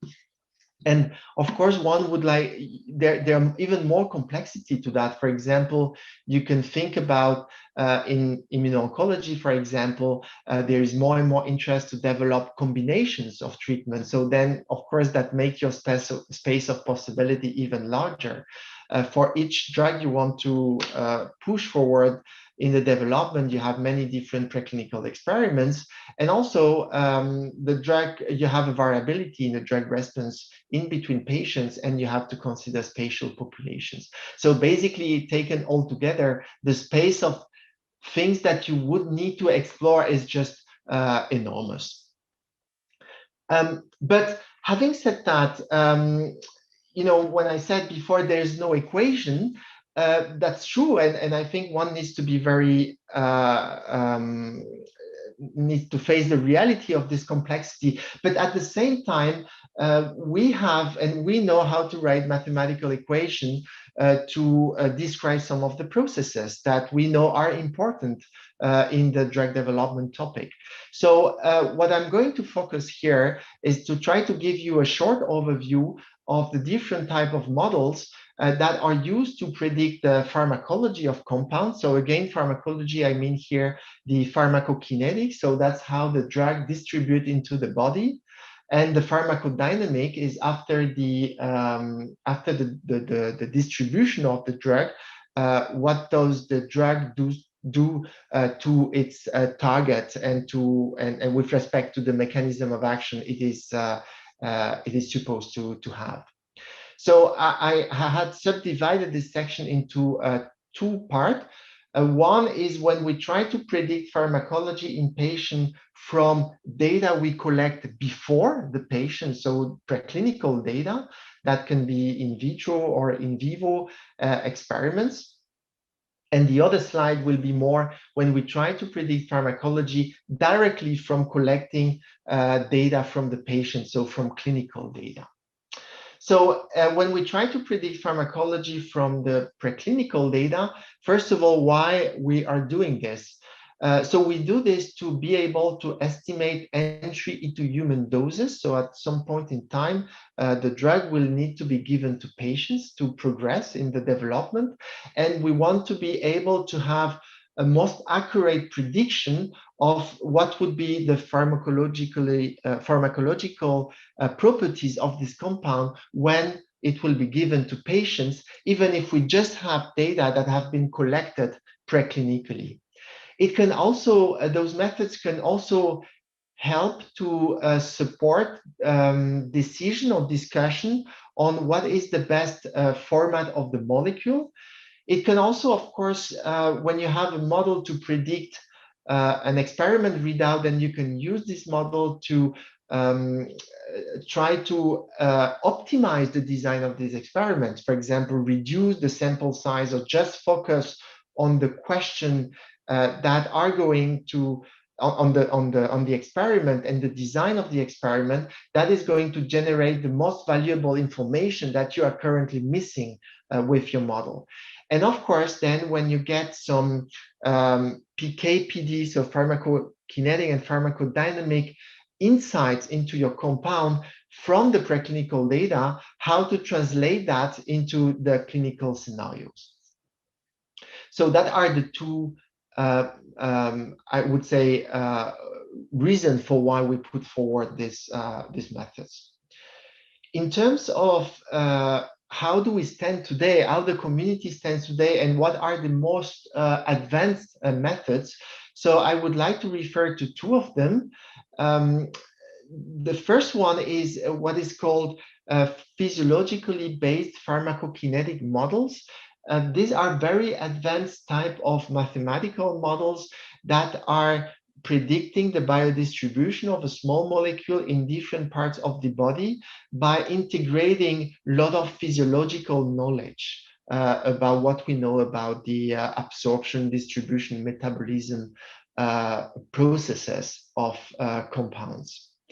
And the second example that I would like to briefly talk about is cardiac safety modeling, which is kind of a similar framework where you start from in vitro data, so things that you can measure at the level of the ion channels, and then you have mathematical equation based on the physiology of the heart functioning, and you integrate those information together with the this mathematical description of the physiology to try to have prediction up to an equivalent of an ECG, for example, so something at the organ level. So these are very powerful and holistic frameworks because it's a very powerful combination of technology and integration of biology, actually more physiology data. And it starts from, it was started from some years ago. Guyton in 1970s is one of the published one of this very complex physiological model, and the cardiac safety modeling community is referring back to the model from Hodgkin and Huxley, which was first published in 1952. So these are two modeling frameworks that are used regularly for small molecule compounds, but I wanted also to highlight recently important advances in the understanding of large molecule tissue biodistribution, for example, monoclonal antibodies, and how do they distribute into the different organs of the body. And because we talk about immuno-oncology, I wanted also to refer to some interesting models that are now mimicking the formation of T cell synapse. So it's particularly advanced because you, from the an estimation of the drug concentration locally into a tissue, you can basically try to predict how much of T cell engagement will happen. In terms of perspective, I think there's really a need to go beyond receptor occupancy, be able to integrate more biology and physiology, and also needs to bridge that to clinical data. So be able to integrate much more into those models, clinical data. Now, the other side of the coin is when we try to predict pharmacology from the clinical data directly. So when we already have data in patients, and we do that to characterize PK/PD, to simulate trials, to optimize dosing regimen, which can be used both for regulatory or internal decision makings. And there it's more or less the opposite direction. So because you start from the clinical data, you are very clinical, so to say, but there's really a need to be able to integrate much more of the biology and much more of the pathophysiology. So there's really a tendency in this area to go still integrating those data to integrate much more disease pathophysiology, leveraging computational modeling approaches. Finally, I wanted, because it was mentioned before in the two previous talks, it was mentioned the microphysiological systems. So I wanted to touch on that and to highlight where I think it's very interesting to think about mathematical modeling in combination with microphysiological systems such as organ on a chip. So I will not go through the first point. I think there was clearly explained before about the potential of that. What I would like to note is that it's still, it is a complex system. So basically, if you want to set this up right, you need to rely a lot of trials and errors. There are many components you can adjust in the system. And so you can have a lot of flexibility. And that means that you need to do a lot of trials and error to get it right.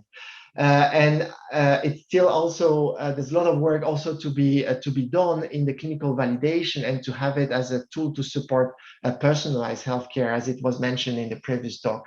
But where I think it's very interesting to think about the interplay with modeling and simulation is that you can think of having mathematical model of the chip, so mimicking exactly what you have in your microphysiological systems. And why this is interesting, because if you manage to do that, that means that time to time you can use your mathematical model instead of your real system to try to answer what if experiments. So and by doing so, you can optimize the design of the real experiments, test limited number of scenarios, and also use that to think about how you can validate those readouts from this system to a clinical setup. So I have two last slides to talk about the where I think, from my view, it's a personal view on where the field is going. And when looking at the theme of the conference, I was really smiling because for me, it's all about bridging again. For example, the first one for me is really fill the gap between pharmacology modeling and bioinformatics. This is something that can be extremely powerful to provide some pharmacological consideration into the phase where we evaluate target, when we discuss target selection and evaluation. There are few conceptual papers, in particular in the area of quantitative systems pharmacology, QSP, but there's really a need for more applications. It's also a bridging need between the statistical framework, which are really embraced in the pharmacometrics community when we develop models based on clinical data, to bridge that knowledge with what the type of modeling we are doing preclinically. Preclinically, there is less power. Usually, there is less data. So the question of statistical framework is extremely important, because to make sure that you are validating or you are evaluating carefully the uncertainty and the variability that you have in your experiment, and of course to have a more robust decision making. The third one is the extension of pharmacology modeling with high-dimensional data. Usually, PK/PD model is something where we look at 1 or 2 biomarkers, but there's really a need to extend that to high-dimensional biomarker. And you could think about imaging data, where from a field of immuno-oncology, but also from neuroscience, are just fundamental. So the extension of those framework to those type of data is very important. And finally, of course, the integration of algorithmic power, such as artificial intelligence and machine learning, are very important, in particular at the stage where there is more and more patient-level data flowing. So there is, of course, a need to be able to look at the interface between PK/PD modeling and those data-driven approaches. And finally, the retrospective analysis of clinical data, something we call reverse translation. But when we say often reverse translation, we often have in mind genes and bioinformatics. I think there's really an area to further investigate, which is the reverse translation, regarding data that we collect longitudinally. I mean, several data points in time per patient. Yeah. So I think I would like to echo what has been said in the first talk of the importance not to come into a discussion just with your background, but with being focused on what this ultimate goal is. And I think is really, discovering new medicines for the patients and for the society. And I really believe that in that spirit, acknowledging still silos. I think silos probably are important, and there are many advantages, but there are also things that we need to be very cautious about, and the bias we could have through them. So just making the effort to be aware about the silos that we have, whether they are internally in an organization, whether they are externally, and the example scientific community was taken. Also, I think also is very, very important. Thank you very much for your attention. Thank you very much, Benjamin. So we have a question here from Sophia. As PBK models appeared before organ-on-chip, is the organ-on-chip bridging an existing gap between in vivo and in silico? You're muted, I think. 1 second.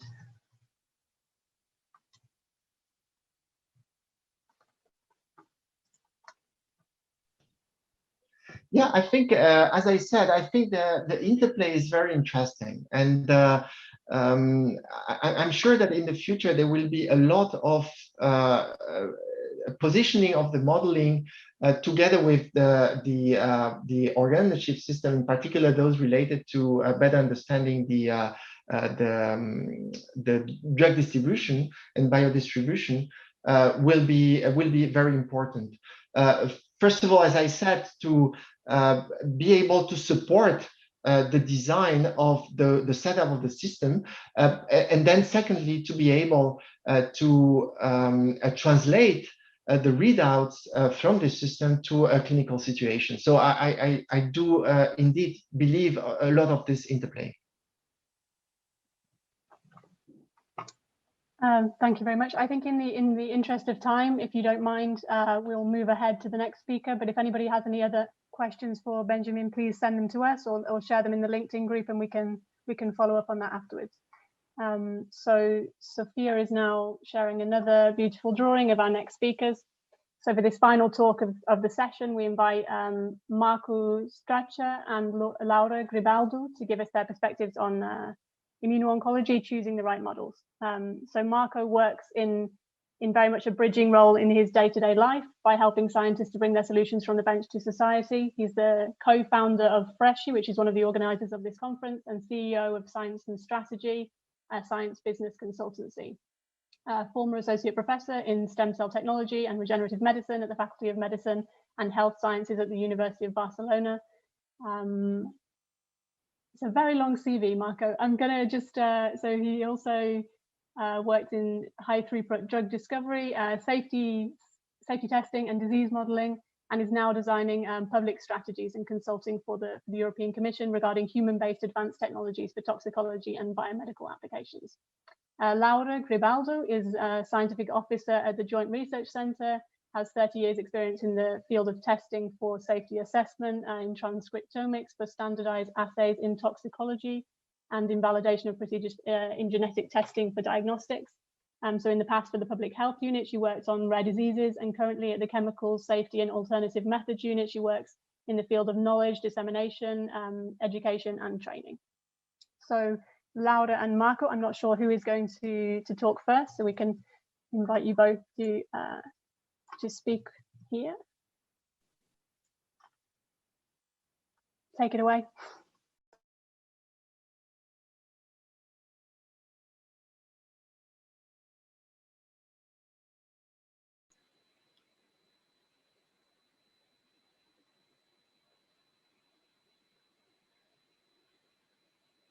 Laura?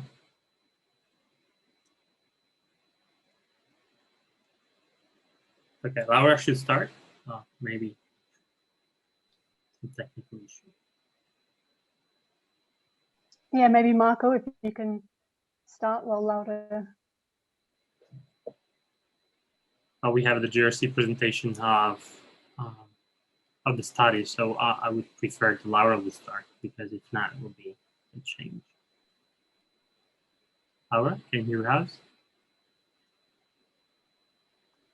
I think Laura is talking, but yeah, we have a problem with her microphone, it seems. So what we can do in the meantime, maybe while we're sorting this out, Sophia, can you share the slides for the breakout group organization, and we can, so we don't lose too much time.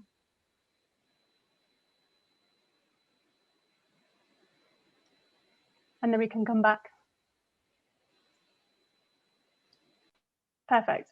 So after Laura and Marco's talk, we will have a short coffee break, and then we will come to the breakout session. And in that, for that,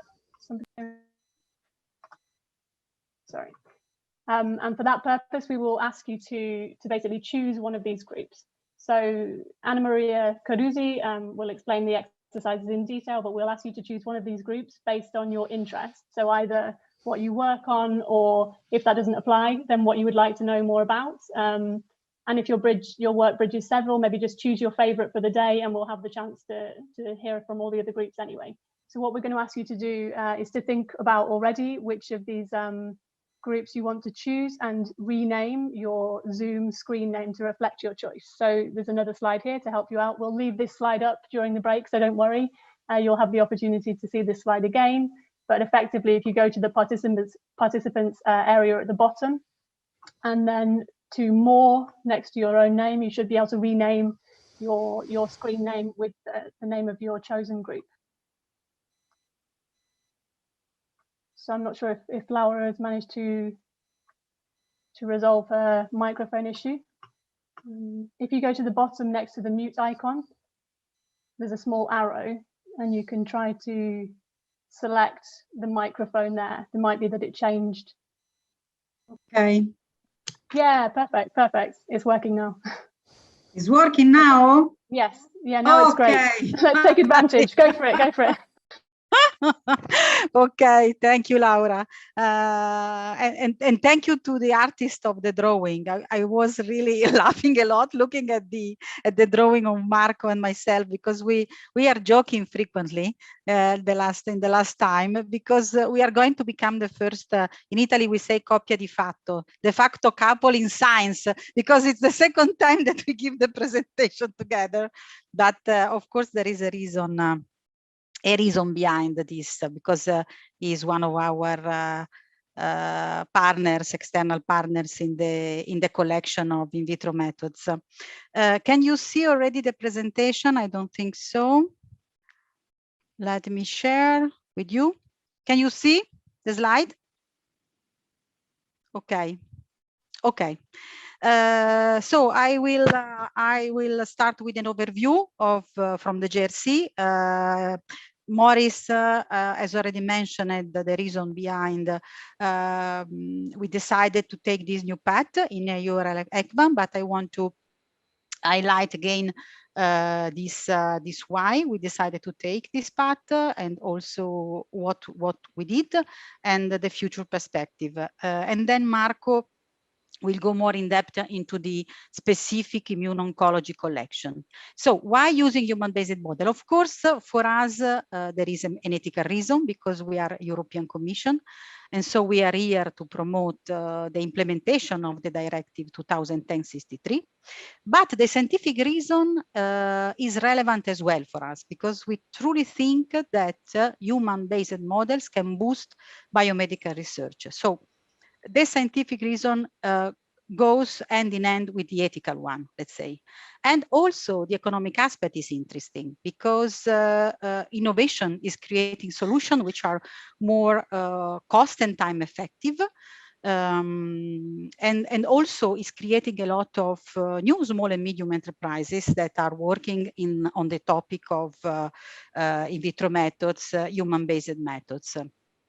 So how we decided, or which one were the first area that we decided to review, and on which basis we selected this area, based on three main criteria. The criteria of incidence and prevalence of human diseases, because we wanted to do this job to have an impact on human health. So a real scientific impact on public health. So we decided to select areas of big impact in terms of incidence and prevalence.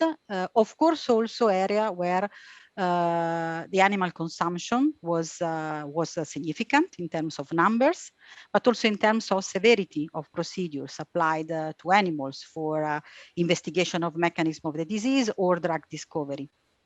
And then, since AURL-ECPAM is hosted in our unit, which is a unit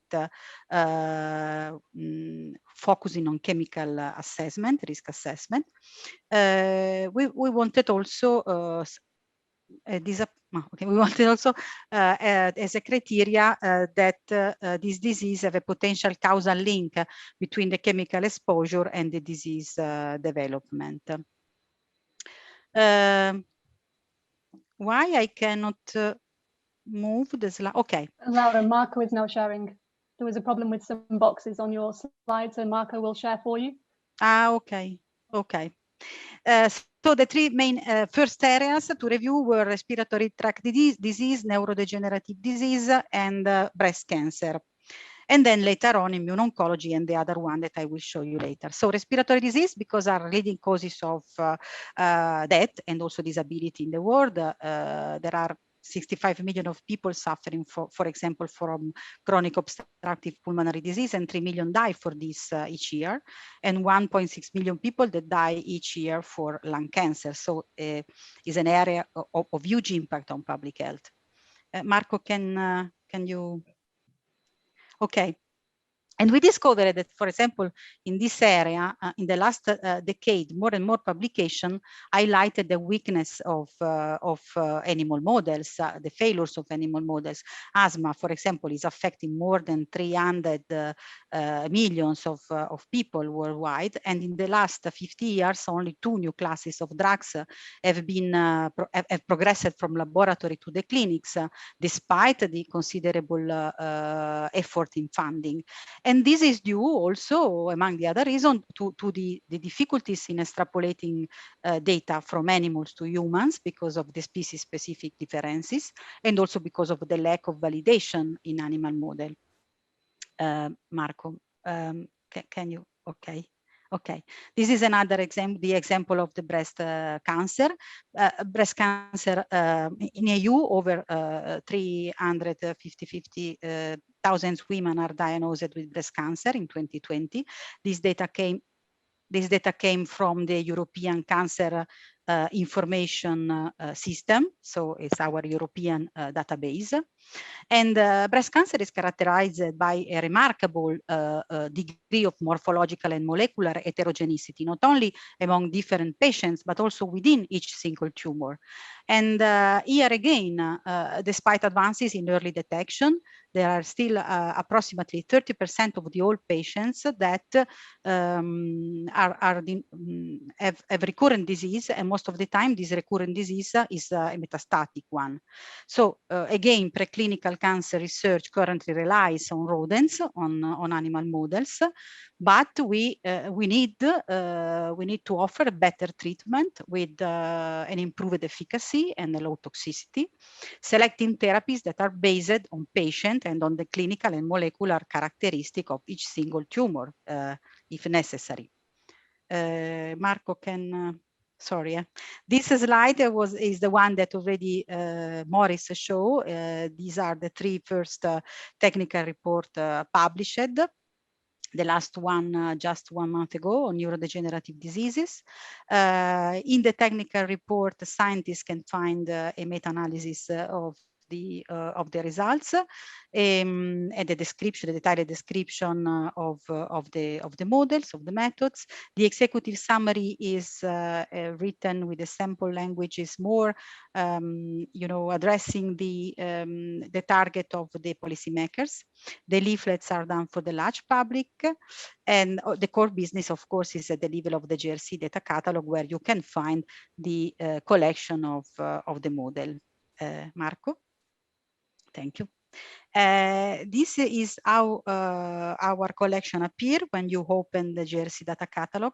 I wanted to share with you the real screen, but maybe I can try. I stop this sharing and I try to share this. I don't know if the experiments, do you see? Do you see the table? Okay. Yeah, you have some boxes issues, but well, mostly from these. You can see the Excel table of the collection? Yes. Okay. Just to show you how it appears, and then you can, for each of this category, you can select, for example, only model based on immortalized and primary cell culture, for example, or only as a source, only model based on a specific kind of cell lines. Here, just one, for example, of this tape, or cell culture dimension. So you can decide to select only model based on 2D or 3D. So and so on. So it's just to show you that for each of this category, there is a description and there is a characterization of the model, so that you can cross check and fine tuning your search in a way that you can select specifically the model that you want. Now select all. Okay, let me come back. Okay, and we have different categories here. Also the application of the methods. You can find if the methods is applied for drug development, for example, or for the mechanistic investigation of the disease, and so on, or for the therapy development. If it is based on spheroids, on organoids, which is the biological endpoint that is covered by the method, and so on. If it's a method based on a high throughput or a low throughput, and so on. So you can see that, I mean, there is possibility of play a lot among these characteristics, and you can fine tune and narrow your search on the basis of your needs, let's say. So, okay. I stop share this one, and I share again the presentation.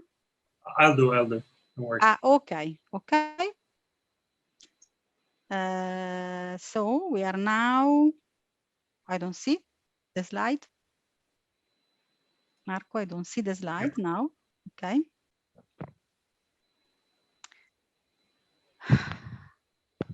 Okay, yeah, here is where you can find the information. It's through our link. You can go directly, clicking on one of the icon, depending on the area of interest. You can directly get the technical report of interest for you, and the page of the catalog of interest for you. Next one. Our data, our models are already feeding other databases like NORECOPA, the non-animal technology database in Germany. And we are constantly invited to many workshops, to this one, of course, but also to other conferences. And there will be a specific session dedicated in the next annual bioengineering school, for example, but especially in the next World Conference in Maastricht in August. So you are already invited to join us during the session of non-animal modeling biomedical research in Maastricht next summer. Next one. This is a slide that Maurice showed already. These are the other reports that are coming soon. The one on immuno-oncology, which is the topic of today, is going to be published in the next couple of weeks. I hope next week. So is a real a scoop for you today that Marco shows. The one on cardiovascular disease will be published in July, and also the other two will be published before the end of the year. Next one. I think it's close. It's okay. Okay. So I give the floor to Marco, please. Thank you, Laura. So thanks everyone for being here. I hope you're enjoying these previous conferences. So, I mean, before you build the bridge, you need to know if on the other side there's something that you need to bridge, and this is what the JRC has, in charge us to do. So, first of all, I would like to thank all the people, because this was, a great effort and a great team effort, because we review just for immuno-oncology more than 136,000 abstracts, and we screen more than 37,000 full text. So we had needed a lot of people and a lot of IT, and we had the scientific overview of Dr. Romania. And so we had some very nice funding. And as you know, I mean, now we can have a view of the panorama of what the human-based model are in immuno-oncology. So before make you a brief introduction. You are more expert than me, and also Lucia already presented what immuno-oncology is. But just to give you an overview, I mean, immuno-oncology is, this, I would say, recent field that is trying to, push the immune system to challenge and to fight the cancer. So you can do, of course, in very direct ways. That's what we have done so far by chemotherapy, radiation, but also you can use target therapies. Okay, these can be target monoclonal antibodies. But then we have microenvironment modifiers, okay? And this is when we need more human-based, physiology, because the microenvironment that we are looking for is the human one. So when we talk about immune-oncology strategy, we are mostly looking for 4 main strategies. You have immune cell therapy. As you know, these are the CAR T cells. Then we have monoclonal antibodies that are used to recognize specific cancer cells or to block specific pathway that cancer cells can use, for example, in the metastatic process. Then is the use of cytokines to stimulate the innate immune system. And then we have a cancer vaccine, like, for example, Lucia was talking before. So this is, let's say, what we were looking for and the use of human-based model. So as you can see here, we make this study from 2014 till March 2019, and we retrieved actually 543 publications. There was an increase along the years, as you can see. There are many publications so it means that these human-based models are more reported in the literature along these 5 years. And most of them are using human-based models for general, okay, or other minor type of cancer. Then we have general cancer application. This means study, for example, metastatic process or cancer development orientation. But then we have a focus on saying on 6 main type of cancer: colorectal cancer. Then we have breast cancer, melanoma, pancreatic cancer, and non-small cell lung cancer and ovarian cancer. Okay, this doesn't reflect the incidence of the cancer, but it does just reflect, the use of the human-based model in research. So when we ask, okay, now what are these human-based models used for? So as you can see, in 39.8% of the publication, they were used for disease mechanism. So this means to understand how the tumor was working and how the immune system it can work against the tumor. In the 35%, we have, they were used for developing disease therapy. In a 14% to drug development and testing, 9.8 for model or method development, just 1.1 for diagnosis of the disease, and 0.4% for model and method qualification.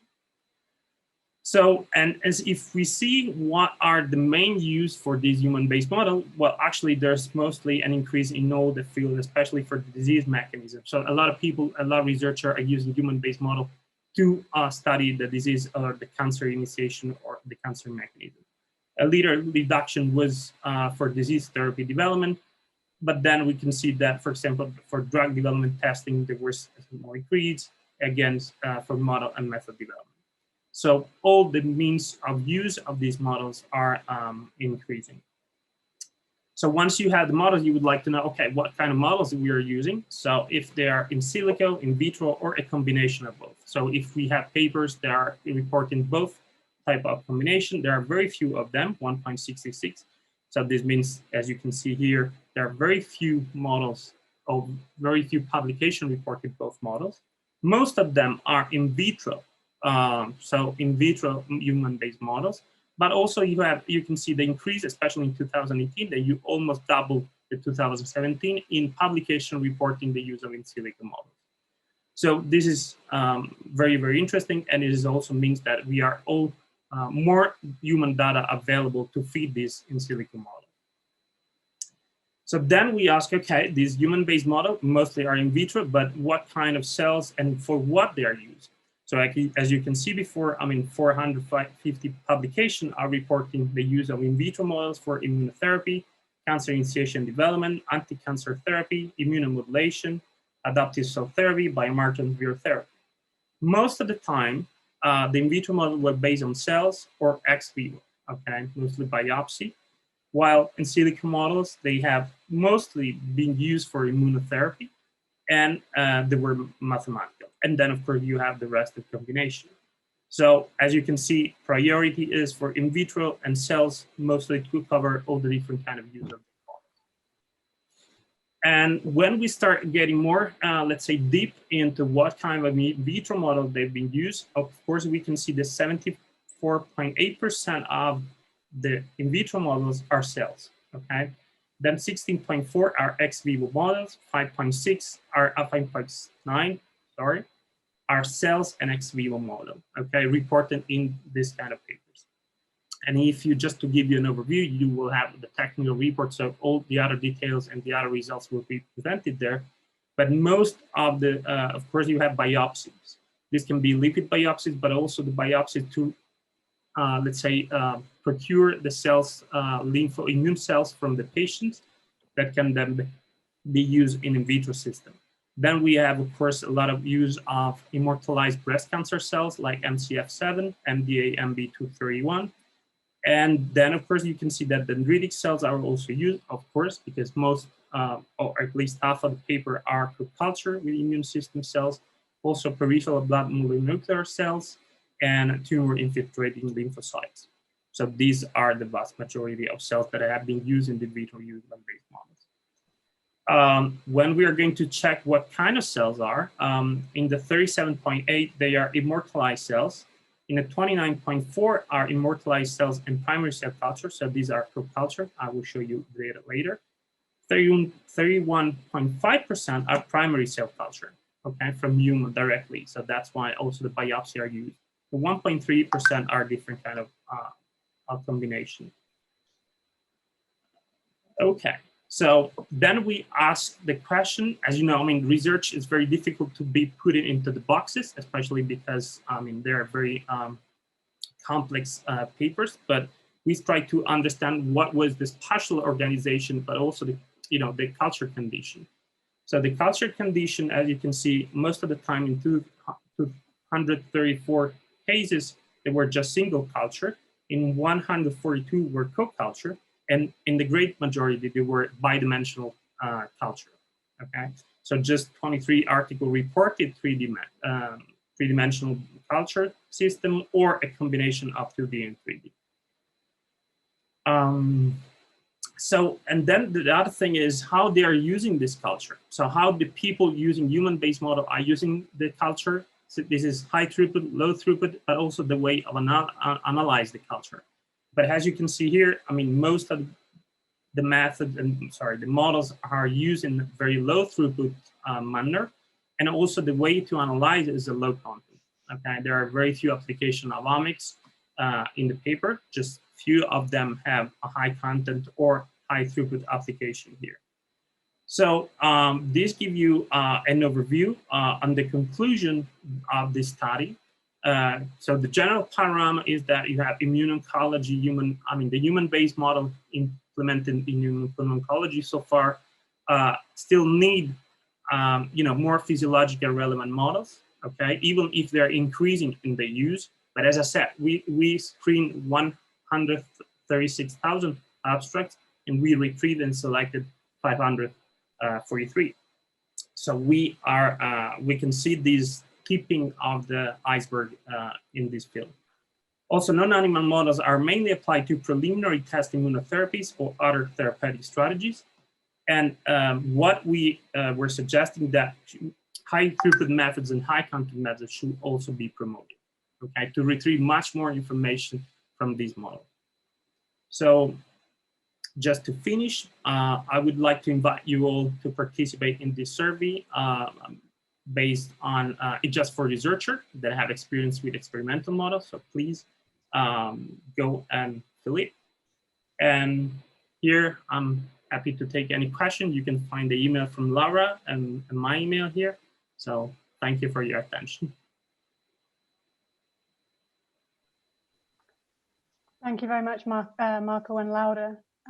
Just in the interest of time, I think perhaps you already have one question here from Lindsay in the chat, but maybe if you can respond in the chat, and if anybody else has any other questions, we can do it through the LinkedIn group or also directly through the chat here as well with any of the speakers.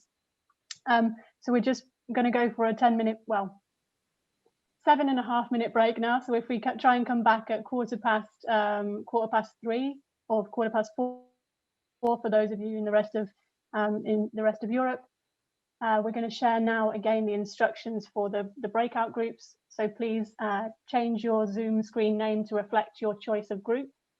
If we can go to the next slide, Sophia. There's another example on the, exactly. So yeah, so these are the groups here. And if you use the name of the group and then your own name, we can then organize you into those different groups.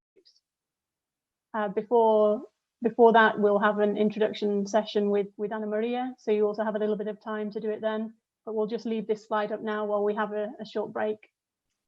So that if anything's unclear, please also just write it in the chat. And see you soon.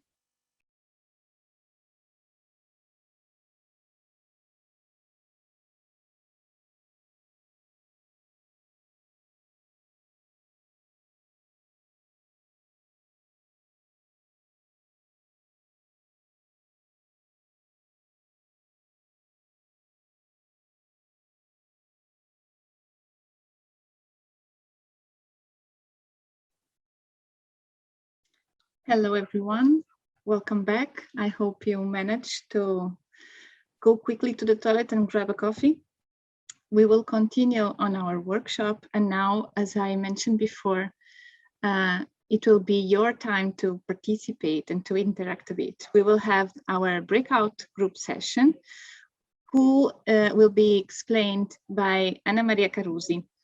Anna Maria is from the Interchange Research company, and she's been working with us already for some time. She's a philosopher in science. The background is on philosophy of science and technology combined with social science informed studies of scientific practices. And we are very lucky to have her here today to present this exercise so you can take the best out of it. Anna Maria, the floor is yours. I will stop sharing. Thank you very much, Sophia. I will share my screen. and try to.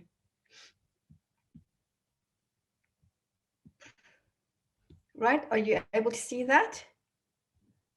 Yes, it's not on presenters mode. I will put it there in a moment. I just want to find the, right, is that okay? Yes, perfect, thank you. Okay, so, well, thank you very much for your introduction and for involving me in this very exciting event. I'm going to talk about, I'm just going to introduce the activity that we're going to do. And the whole point of the activity is try to get people working together to have conversations about bridging between methods and models. And of course, you know, we know that that's a very, very difficult thing to do.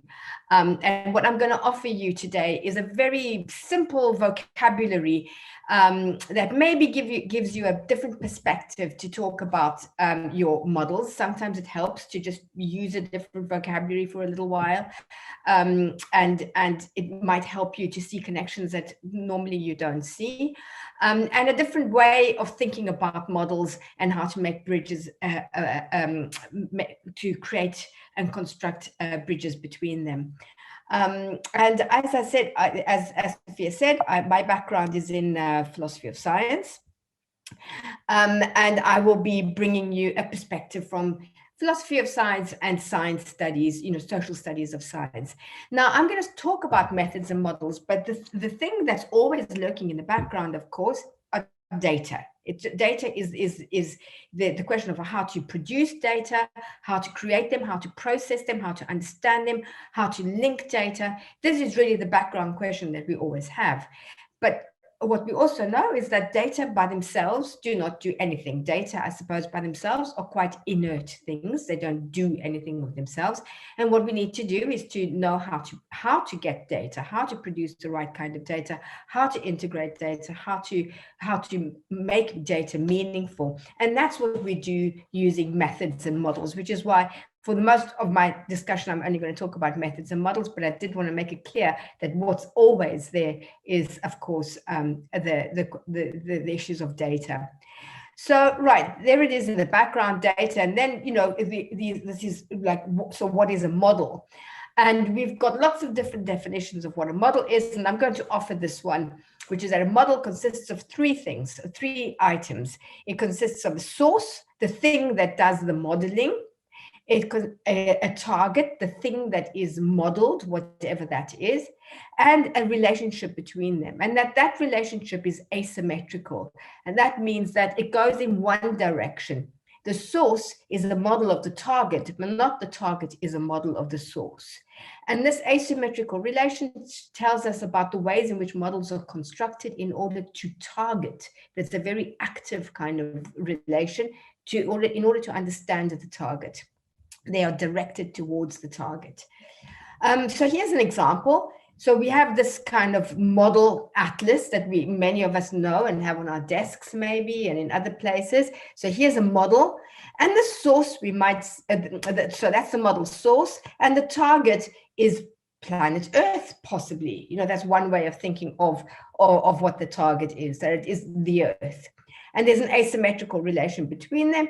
This model, the model atlas, is a model. It targets it's what it's going to be about, what it is a model of, but it's not so this is a model of that, but planet Earth is not a model of this here. So that's this asymmetricality again that we see. But of course, the target can be understood in lots of different ways, because one of the differences between planet Earth and this model here is that this has got geopolitical boundaries.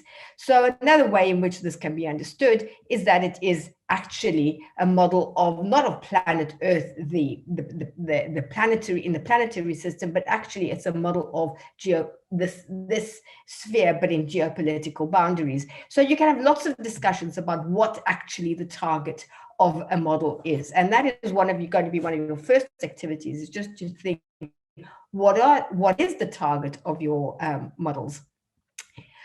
So it might be that your model, your model source is actually a model of another model so it might be a model, so you can have these connections between models, or it might be a model of a phenomenon of interest. So this relationship between them is the one that really interests us. It's a relation of representation. In science, often it's spoken about as being as one of representation, and where we talk about things that it's based on some kind of similarity, analogy, isomorphism. There are lots of words that are used there. I'm not going to go into them. I'm going to use one really. The top two, similarity and analogy. But I also do want to make it, bring forward that models are also tools. They're not just representations, they are also tools. And very importantly, they are tools for doing things, for exploring, for making inferences, for making predictions. So, it's very important to understand what is a model for. Right. So there are 4 questions that you want to ask when you're faced with models, your own or the models of others in conversations. The very first question is, what is the model for? Because that specifies a lot about the model. What is the source of the model? What part of it is doing the modeling? What is the target? What is being modeled?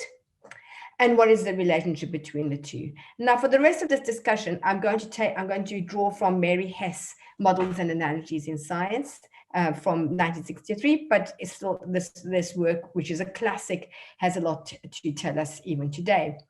So the main kind of relationship between the source and the target in modeling is that it's a kind of analogy. And an analogy is something that is like or is similar to or resembles. That's when we use when something is an analogy for something. You're pointing out a kind of resemblance, or you are pointing out a kind of equivalence between two things. Analogies do not just happen. They don't fall from the sky. They are made. They are very much a thing that is made. They are the product of scientific endeavor, and sometimes they're the product of a lot of scientific hard work. They might be based on guesses, but they can also become the basis for hypotheses that become more worked out. They're always open to improvement or replacement, and they can be based, the basic function of an analogy is to draw an equivalence between things, but these equivalences can be based on all sorts of things, but 2 types of equivalences stand out in particular. One is the common properties between the model source and the model target, and the other one is the similarities and correspondences between them. And of course, different disciplines and different fields have different ways of talking about these things, about what is a common property or what is a similarity or correspondence. And sometimes you just need to be aware that you might use different terms for these things. So here's an example of things that have a common property, like the Earth and the Moon. They have properties in common. That means they instantiate the very same properties. I want to say here that I've used non-biological examples on purpose because I wanted to be as neutral as possible. And these are very common examples that I think we all know and we'll be able to get at quite quickly, I hope. So they have these properties in common. It's the very same properties. They are large, they are solid, they are opaque, spherical, and so on. These are the very same properties that they have. So those are common properties. Similarities are kind of different because similarities, if you everything in the world, absolutely everything is similar to everything else in some or other respect. The important thing is to state or to find in which respect. So you can say X is similar to Y. Yeah, maybe, but how is it similar to Y? And this finding how is something similar to and making explicit in which respect is also a basic scientific practice of saying, well, my model is relevant here, and it's relevant because of, and you set the properties of your model. And that is the same kind of thing. The relevance of your model is saying, okay, so in what respect is it similar to the target? So when you have similarities, so for example, here's a similarity between sound and light. You can say, well, sound is echoes and light is reflection. Sound is loudness and light is brightness. Sound is pitch and light is color. Sound is detected by ear and light is detected by eye. So those are similarities. Now, if you're going to, now analogies are great because they let you reason. They are the basis for reasoning, and they are a very deep aspect of human reasoning. It's found absolutely everywhere that we work from analogies, and then we project forward. So we say, well, right, for example, if the Earth and the Moon have all of these things in common, then maybe if there are humans on the Earth, on the Moon, there are something like humans. Okay, so you posit on the basis of what you know, of the analogies that you know, you posit another analogy, another kind of equivalence, and then you want to form an hypothesis, and you want to then figure out a way in which you could test that hypothesis. So you reason from analogy all the time.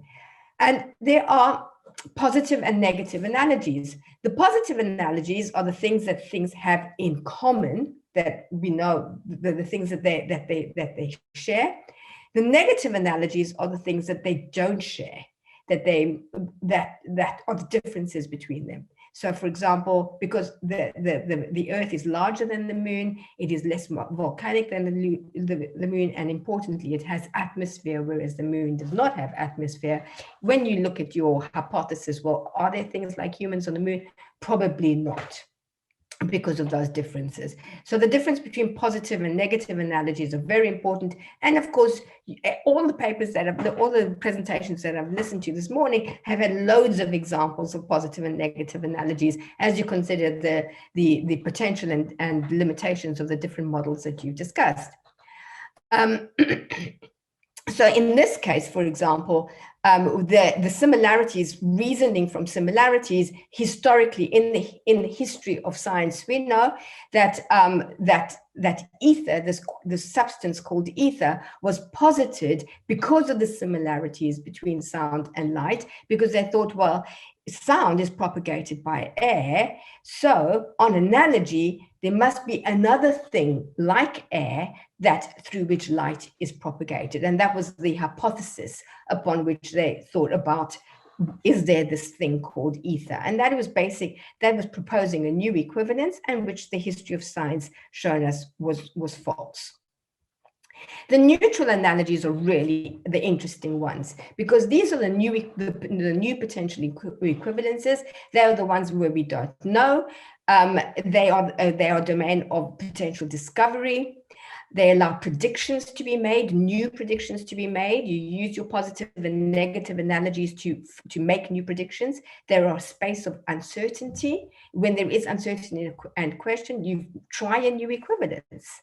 And then you find out, as in the case of air and ether, you do the experiments, you try to establish what is the case, and then you go through a process of revision. You revise the equivalences that led to the hypothesis, and you revise the hypothesis, and so on. And that we see many examples in the history of science. Now, this is a model as an analogy. So those were natural analogies, did I say? But this is a models as an analogy. In the history of science, again, billiard balls were used as an analogy for atoms. And the positive analogy, so the positive analogy between them is that what they have in common is motion and impact. And what they don't have in common is that billiard balls are hard, shiny, and colored. So that's the negative analogy between them. Interestingly, however, some aspects of the billiard balls, which we knew were not relevant, made their way into the visualization. And we see the color, for example. And so those, the even aspects of an analogy that are not, or actually a negative analogy, will still find their way into the way we talk about or try to represent the relationship. And that's very, very important. And of course, we know, so this is a relationship between two models, because here, those are not real atoms, those are diagrams of an atom. Here we have a picture, an image of a helium atom, but here again, we see the colored balls coming back into the picture. So that's quite interesting. I'm going to go faster. Sorry, I think I'm. So models, basically analogy making machines. What we do is we make analogies between them. And so what you do when you're making a model is you try to find out what are the positive analogies between my model and my target. In what ways are they the same or similar? What are the negative analogies? What are the differences between them? What's the neutral analogy, the things we don't know yet? And you try to make a new equivalence. And you constantly revise this. You're constantly revising it. We had some beautiful examples of this in the talks this morning, and I loved in particular that use of the word intertwining between a biomedical domain and the models that are used, because exactly the domain grows and becomes very intertwined with its models through a process of constant iteration.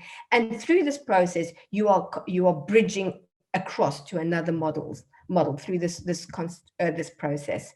So I just want to give you one example of bridging, but just very quickly. Here's you're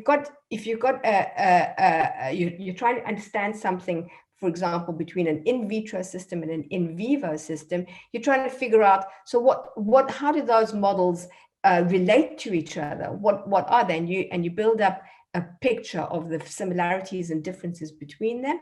And then you try to figure out, so where could I build a bridge between them? What might be the equivalence?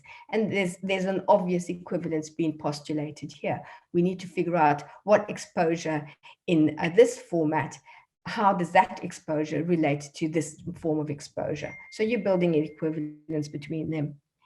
So, so this is what we're going to be doing in the breakout groups. What I want you to do is to, in the first part, talk about the models you already use. In the second part, you try to build a bridge between two models in your domain. There's a series of questions to help you through your discussion, a kind of scaffold for your discussion. Get through as much as you can. You can get a lot out of the discussion, even if you stay on the first question, what is the relationship between the source and the target, or what is the target of your model? You can get a lot out of that discussion. But we do want to try to see people trying to work their way towards a bridging. So we do have a special prize for those who get all the way to building a bridge.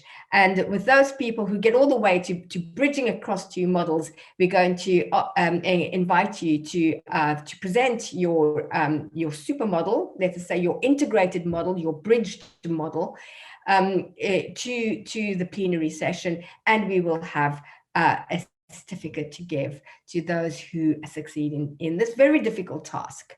But importantly, however much of the exercise you get through, you will find a productive discussion. Right. So with that, those are the questions, but you have those in your breakouts. Do you have any questions for me?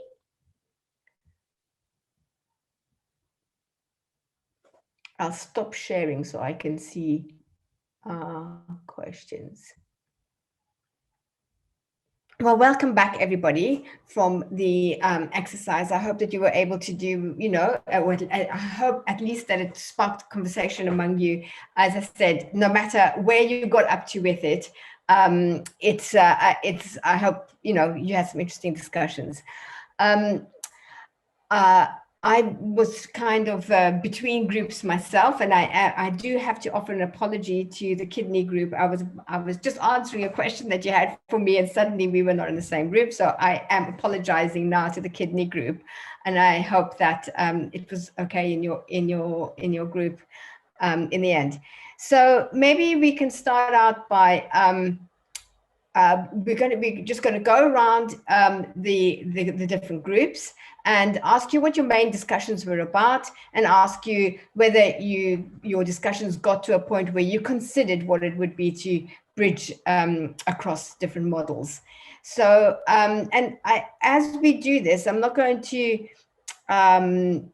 force you to share your Jamboards, but if you want me to share your Jamboard, please just let me know. Because if I share my screen, I can't see others. I can't see the chat. I'll need some help from one of the others to interrupt me when the chat comes up. I can, yeah. Or if you want, I can share the screen as you prefer. Okay, you share the screen, Sophia. Yeah, great. So, right, let's go and So we have very little time each, but let's get an idea from the skin group first. We just spent 5 minutes telling us what were the main points of your discussion. So is there a rapporteur for the skin group? Could you maybe put up your hand so I can see you, or otherwise I know I can see you. Maybe you can write in the chat your name and I can unmute you.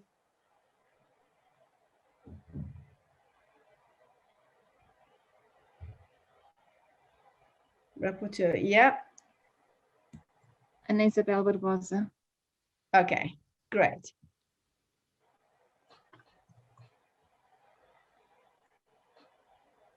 Oops. Okay, hello everybody. Good afternoon. Hello. I am not alone in this. I am again also with Eric and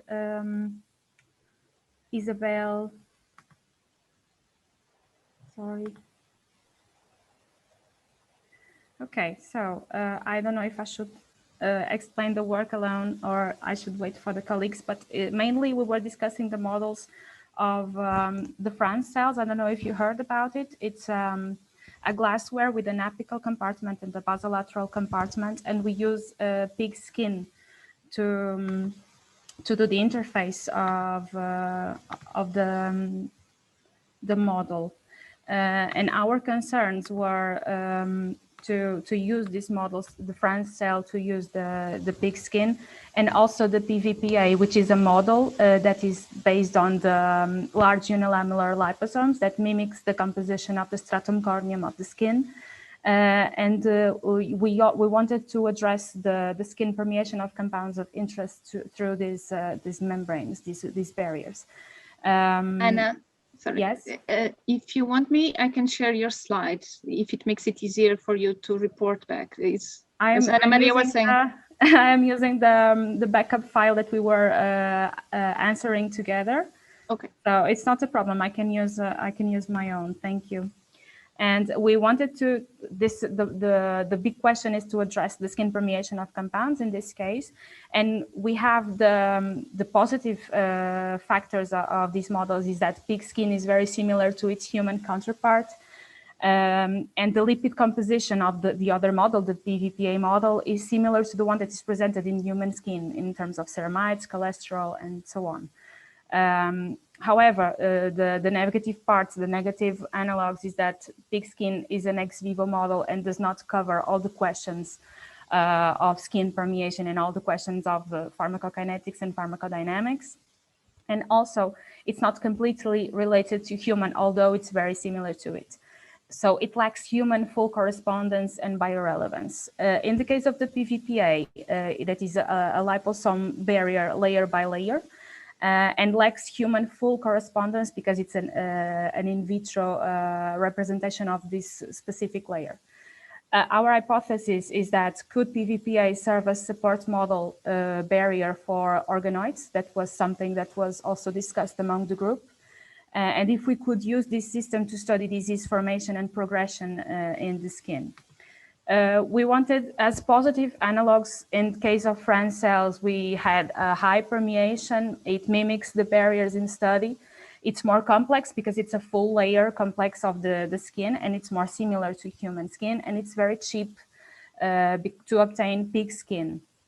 In case of the PVPA, it has high permeabilization also, but it's more easy to modulate because it's a single layer of the stratum corneum, of the corneocytes, and it should mimic the barriers in study. In case of the negative parts, PVPA will require a higher preparation, a higher study of the model. And if we wanted to study a disease process, we needed to adjust the composition of the stratum corneum because the layer should be compromised in terms of disease. In the case of France cells, since it is an ex vivo model, it lacks the biorelevance, as I told you before. It has higher variability and it's more difficult to control, and it has less disease reproducibility. And it was, we were reaching this point of the conversation, and we wanted to discuss the incorporation also, not only the part of the pig skin, but also rat skin to be adjustable with the organoids that we were already being discussed with the other groups. And we wanted to make this bridge with organoids extracted from mice, and also introducing them and making them relatable with the skin of mice. And we were reaching this point. I don't know if I forgot to say something, sorry. It sounds like you had a very productive discussion, and I do hope that you continue having your discussion and continue developing that, because it sounds like you were on, I think we will. as you say in English, you were on a good wicket there. So I hope that it continues. And maybe we can make some opportunity for that.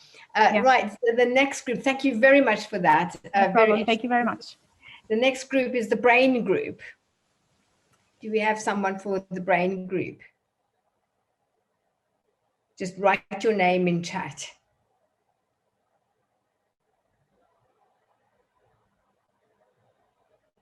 Yeah, we do. Oh, no.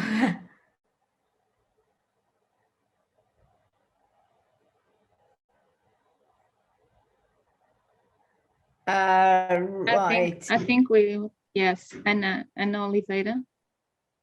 Okay.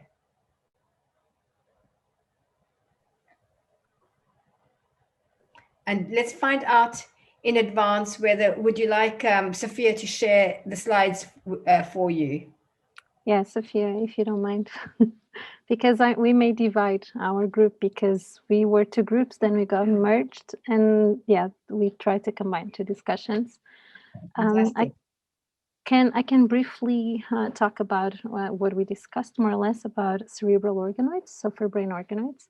And we do use them to mimic neurodevelopment diseases and also neurological, but mostly, at least my project is on neurodevelopment. So we mimic schizophrenia and autism.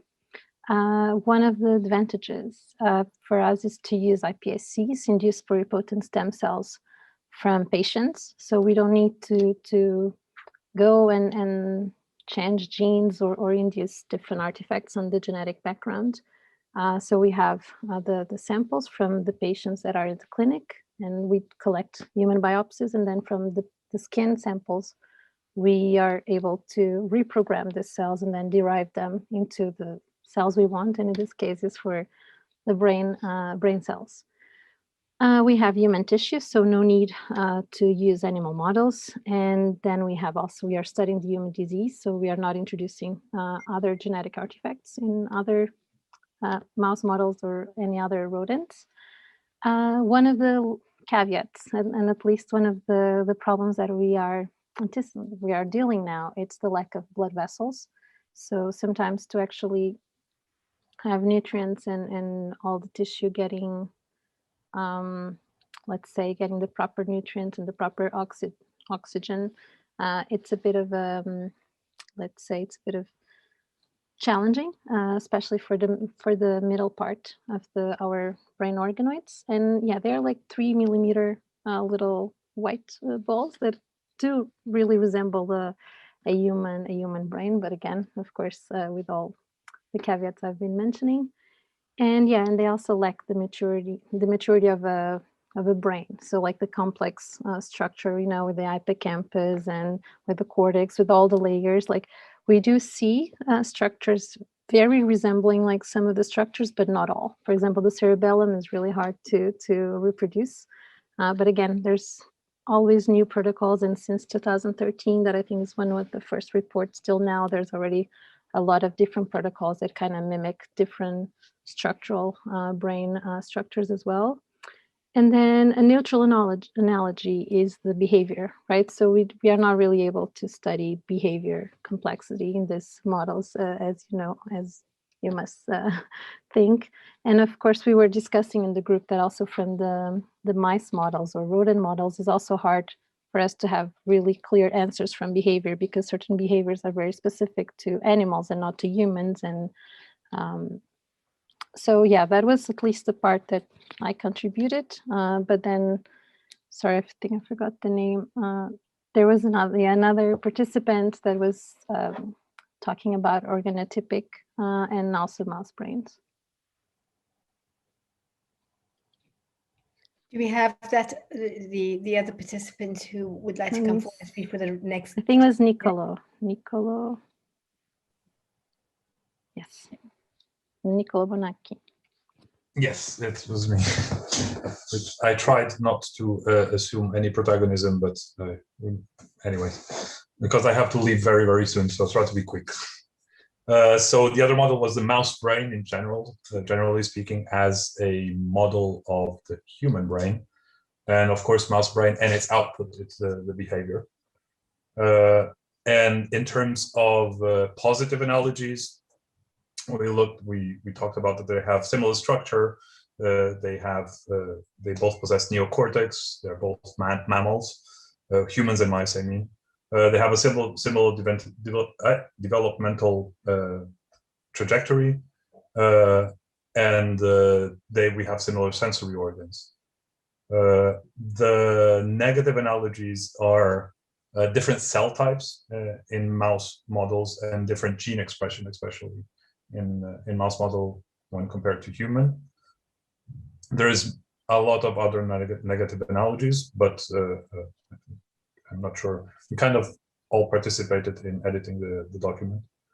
And for neutral analogies would be, this is something that we cannot really, we don't know, which is the importance of different sensory inputs for brain function in general, or the temporal integration constants. This is just to name a few, temporal integration constants of information in mouse brains versus human brains. And I guess that's it. Great. Thank you. Thanks very much, Niccolo. Right, so I think that there's some examples of really productive discussions there. We're going to move on to lung, actually, Sophia, sorry, lung next, because one of the members of the lung group is needs to leave quite soon. So can we have the lung group next?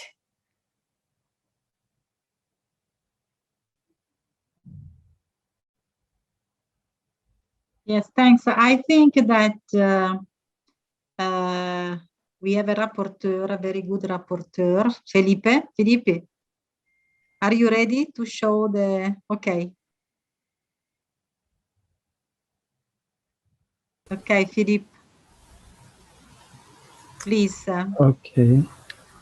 So actually, we didn't establish a concrete model for that, but it was a very interesting conversation.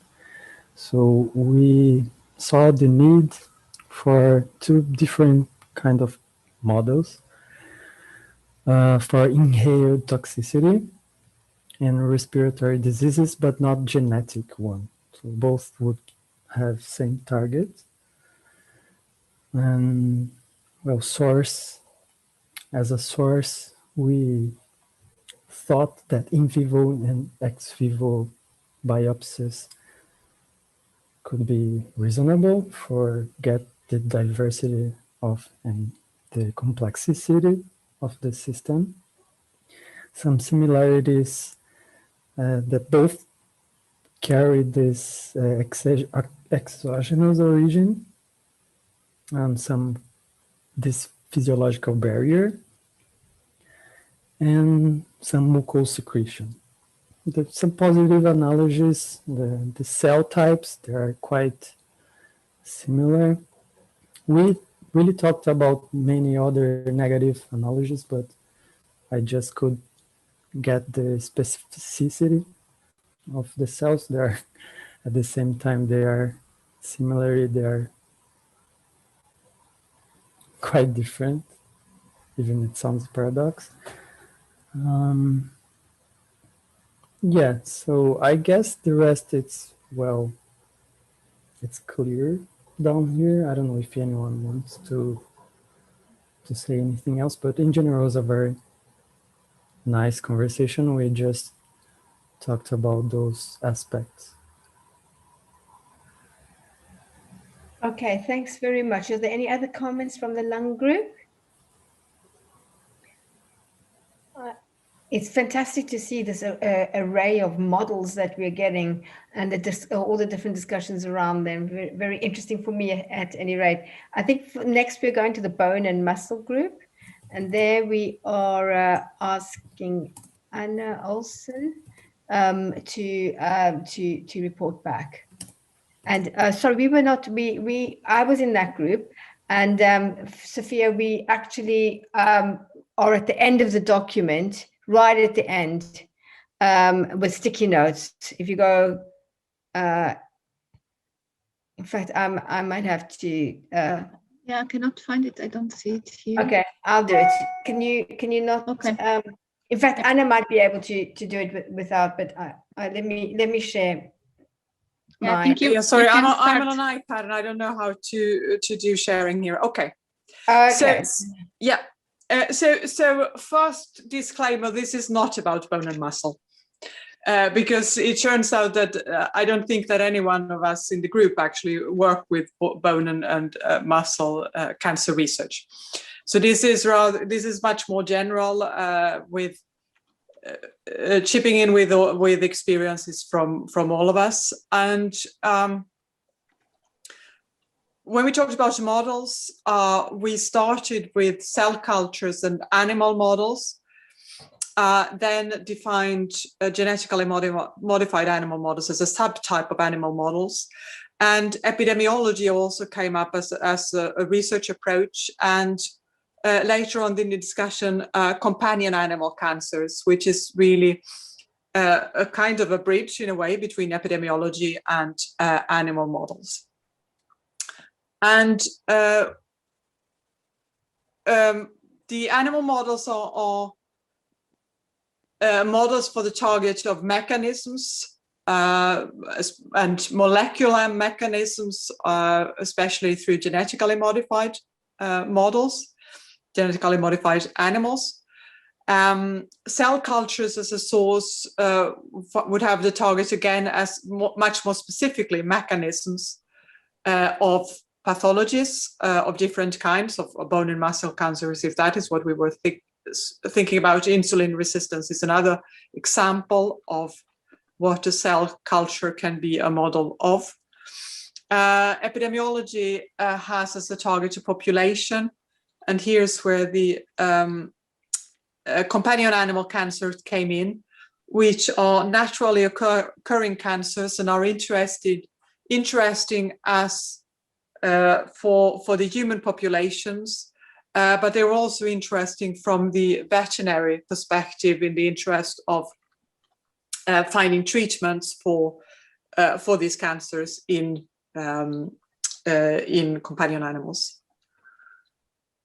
I think that exhausted this slide. Yeah. We have a second one. Yeah. This second slide is about a negative and positive analogy. So epidemiology is not a good model for mechanisms. It is not a model for mechanisms. It's a negative analogy there. And a positive analogy for risk factors, where epidemiology, which are about a population that is exposed to a wide range of things, is a good model.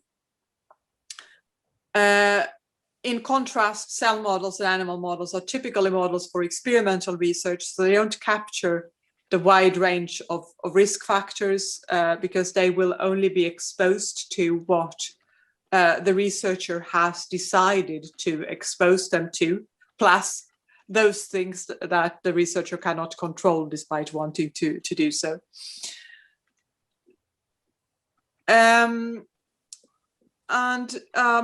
As regards the last right slide, Anna Maria, can you help me here? Because I'm what was this meant to address? Okay, so then we were saying what kinds of question might they have in common, and the question that they have in common might be: is some treatment useful? They might both of those models might have a common research question.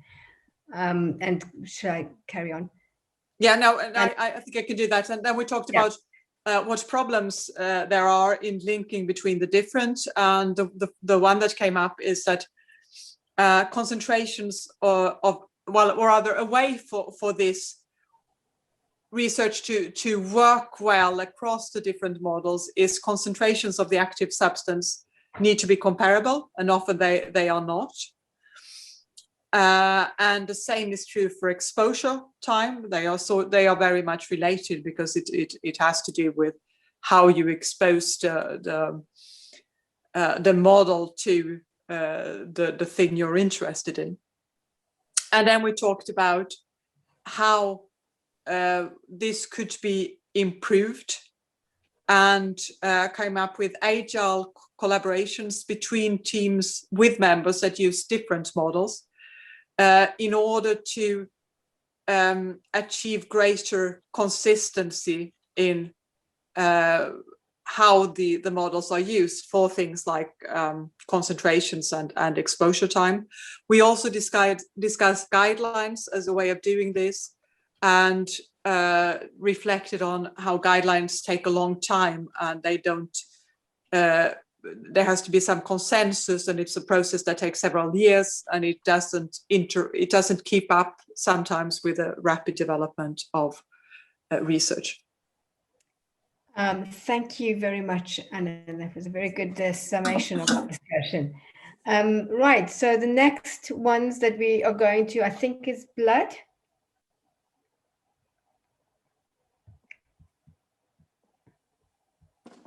Can we go to the blood group next? Yeah. Right. Hello. Okay. Hi.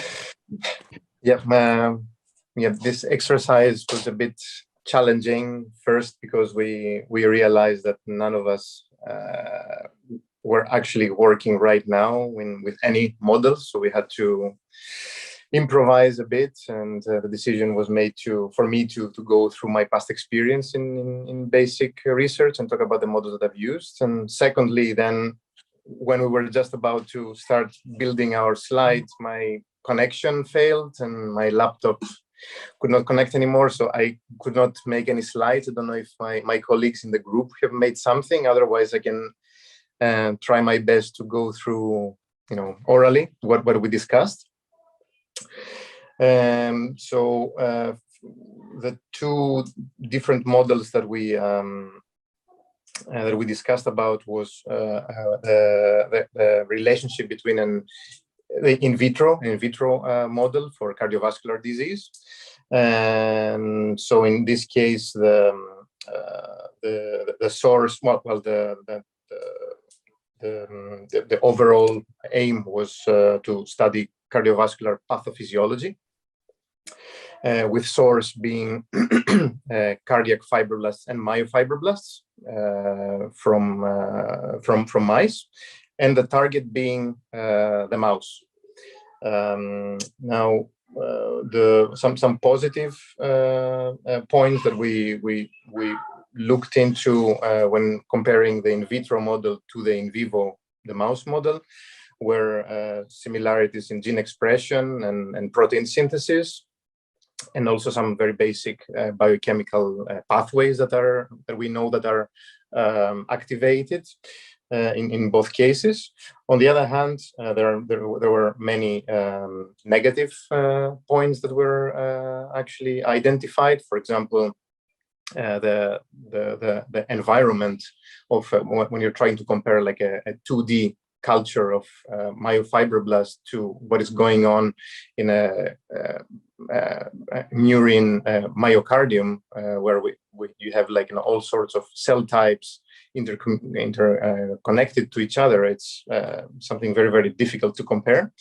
Also, when we take into account that there is no blood flow, for example, in the 2D culture, and you're comparing, again, you're comparing something completely different. There is practically no comparison when you're looking into pharmacokinetics and so on.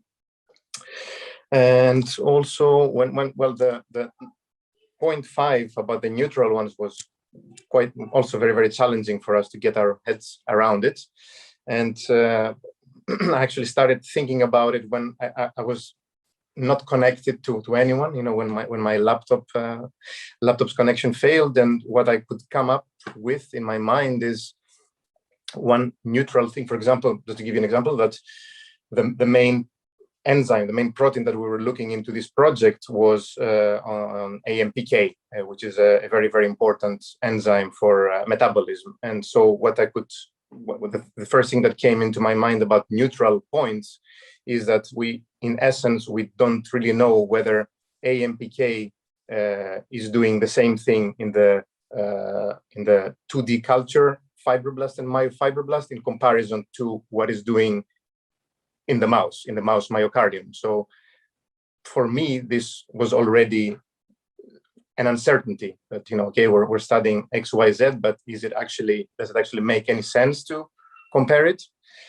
And the second model that we decided to look into then was again one of my major works in the previous year. So discuss the difference between take the mouse and compare it to the human physiology. And again, like, when we're looking into similarities, again, we know that mice and humans, or rats and humans, share some very, very important bits when it comes to anatomy, to physiology, to biochemical pathways that are activated and so on. For example, after a myocardial infarction that I was looking into. And again, there are very, very negative points in this comparison. For example, there are some very distinct and intricate differences in the physiology. We know, for example, that the normal heart rate of a human is 70 to 80 beats per minute. Well, in a resting mouse, it's like 600 to 700 beats per minute. So how can you compare this? And again, within this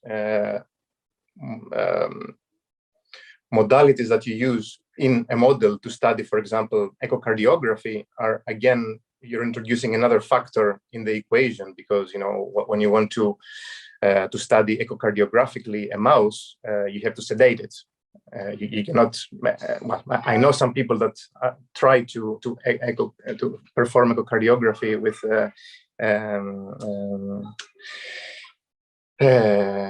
not sleeping mice, but it's quite hard. And again, when you're introducing like isoflurane to make them sleep and perform echocardiography, then again you're introducing another factor in the equation that can produce uncertainties. And we have, for example, intricate differences in mechanics, and so on. And one important difference that we indicated when it came to the negative points was the actual choice of the model, because, for example, in this specific example, you can have, for example, a permanent myocardial infarction to model what is going on in a heart attack in humans. But you can also have a different model, which is ischemia reperfusion, where you perform infarction and then you remove it, which is more closer to the real life scenario of somebody who's having a heart attack. And again, there is another factor that gets introduced, like, which model should I go for? Okay, both of them are going to cause ischemia and remodeling, and the choice of the sub model, let's say, depends on exactly what you're looking for. Like, are you looking for immediate answers on what happens with gene expression? Then you want a really, really hard model, to cause the maximum possible damage and see which proteins, genes are affected, and then move on to something else. Or you want the more real life scenario and you go for ischemia reperfusion. And lastly, to finish off about the neutral ones, again, in my mind, I thought that when it comes to the neutral points, this is actually essentially it's the aims and objectives of the project. That we want to compare mice to humans to find more information about what's going on after a heart attack in humans, and we want to focus on AMPK as our target protein. And actually, what we don't know, the uncertainties, is actually whether this AMPK enzyme, is it actually doing the same thing in the cardiac fibroblast of the mouse and to the cardiac fibroblast of the humans? So can we actually translate? And and maybe to finish off, like as a way to battle through this, one thing that comes in mind is form collaborations and interdisciplinarity. And this is actually what we did in this previous project that I worked on. We looked for collaborations in KU Leuven in Belgium, where they had databases with with tissues and with blood, and we practically try to join the dots together with our data from in vitro and from mice, and to actually look into human data and data from the MRI data, you know, to look into physiology and cardiovascular function and so on. And you know, we try to ameliorate this neutral uncertainties. Great. Thank you very much. That was really detailed. Thank you. And it would be great if we could get your notes, if you do, whatever notes you do have. Because yeah, great. Thank you. I think we are moving to kidney next. Am I right? Thank you very much. Can we move on to kidney next? Do we have a speaker for kidney? We don't have a name, but Brigitte, can you still report on the liver, or you're leaving already? No, Laura Lix, she can do it. Okay, no, we can, because our group was a bit chaotic. First, we were 3 people and we've started discussing, then without any comment, the other group joined. They didn't know what we were talking about. We didn't know what they discussed before. Anyway, it's very short. So I can do it very short, and maybe Laura Lix can then add. Can I have the slide, please? I wrote the slide. So when we started, we can report about this, us 3. It was Pilar, Pedro, and myself. Pedro is still there, I think. At least he hasn't said anything. So both of them had mice models. So the mice, the model was actually, the one was to finding a vaccine for brucellosis in animals, or the other one, they have to find an immunotherapy for hepatocellular carcinoma in humans.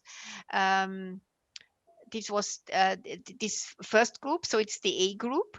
And for the source of the target, we found out that the source was the mouse, and the target was to model either disease or the development of hepatocellular carcinoma. And the positive analogies were that the immune system produces antibodies in reaction after exposure to the bacterium. Or in the other case, it was the same oncogenes that were causing the carcinoma. And the negative one was for both, that they have, because the mouse, it was for animals, but still it were mice, and the other one were big animals, and you can't work with big animals. So this was, and still also between these animals, there's difference in the immune system. And of course, between the mouse and the humans is a difference in the immune system. And the neutral analogy, so what was meant to find out, or that was to investigate, was the route of inoculation, then the applied dose, and the time lag between inoculation and the production of antibodies. And the other one was to find out the treatment for hepatocellular carcinoma, in the idea if it works in mice, it would also work for humans. So this was my part, and Laura Lix takes over for this other one. And may I thank you, and may I say goodbye, because I have another appointment. See you tomorrow. Thank goodbye. you. Thank you. Bye. Thank you, Brigitte. So as she mentioned, it was a bit also chaotic for us at the beginning. So people had to leave the groups, and other had issue with the microphone, and then we moved to the other group, but we succeeded to discuss another model, which is more related to the gut. So David and Maite and other in the groups that were working more on the enterocyte and the relation with the immune system. So the question was, we decided was more like the model would be to study if the dysbiosis, so an alteration of the gut microbia, could have an impact on the immune system of different type of disease. And so the source that one is working on is a 3D co-culture of enterocyte, so cells of the gut plus the cells of the immune system. And another one is working more with human samples, and notably with some feces samples where you can find the bacteria of the human microbiota. So the idea is to use a co-culture plus the bacteria to evaluate directly what could be the impact on the immune response using human cells. And so the positive analogy is that this inflammatory response that we can observe is the same as in the human, because it's human cells and bacteria from human samples.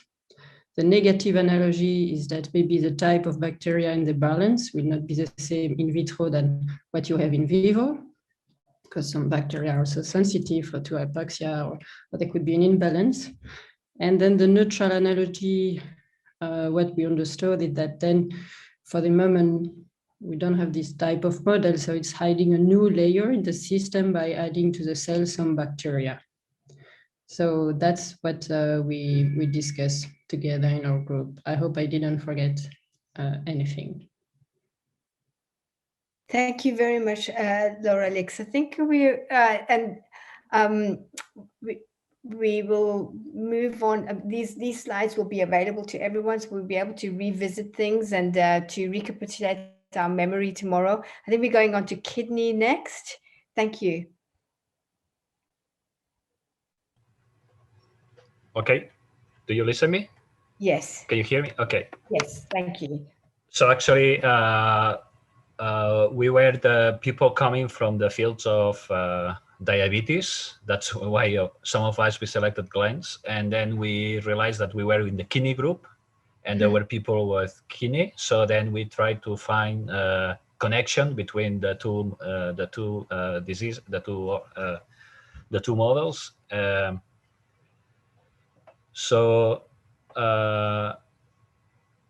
What we decided is to find models to study the dysfunction of the kidney in diet-induced obesity. That, as you know, it usually results in diabetes in these models. So the two models that we compared, one is an in vivo model, which is a diet-induced obesity mouse model. That basically what we do is to feed the mice a high-fat diet. We can select different diets, so we can induce different degrees of obesity, and this can result in different degrees of glucose deregulation. And the other one that was, let's say, the ex vivo model will be an organ-on-chip of kidney. Sorry, an organ-on-chip of kidney. So then, I don't know if we did it well, but the idea was that the source these two models will be the induced obesity in mice, and the target will be to study the kidney dysfunction. So as you see here, we listed the similarities and the differences in both models. You will see that we found more differences. It's not that we are negative people, but just that we realized that trying to find a model to study the kidney disease ex vivo, it's quite challenging, but of course that's why we are all here, right? So what similar in the two models is that actually we can the two models can be exposed to hormones and other factors. Of course, in the in vivo and ex vivo, we can, for example, ex vivo, we can mimic the glucose and the lipid plasma levels, so that we can study what happens in both systems in the kidney, how does it affect the function of this organ.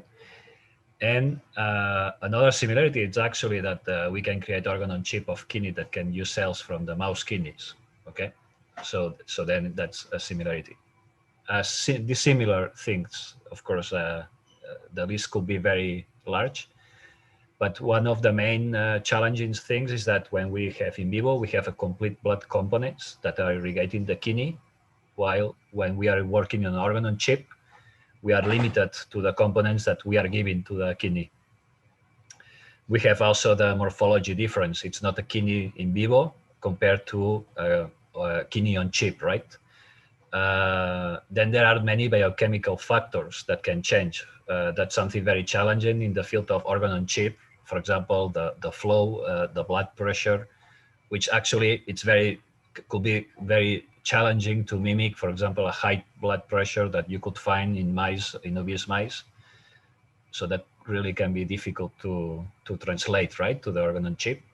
The complexity, of course, that's different in the working in a whole body system or working just in one organ. And then, of course, in case that we want to study, we create an organ on chip using human cells, that this can be created by using IPS. Of course, we also always have this difference, right, about what's happening with the human versus the mouse cells. One advantage clear of organ on chip is that you can actually use many organ on chips to study different conditions. And of course, when you study a mouse, for each mouse, you can only study a condition, right? So that's a clear advantage of organ on chip, and probably also, but actually it's very challenging to be able to compare organs on chip with the in vivo systems. And that's it. Thank you very much. It seems that even despite the different disruptions in your group, you managed to get through a lot. So thank you very much. Our last one, last but not least, indeed, is reproductive, the reproductive group. Do we have a, oh, sorry, breast. Do we have a speaker for breast?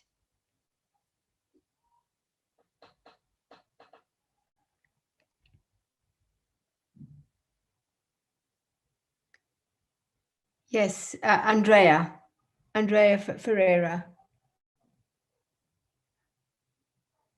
Thank you very much. Thank you for volunteering. Okay. Can you hear me? Yes.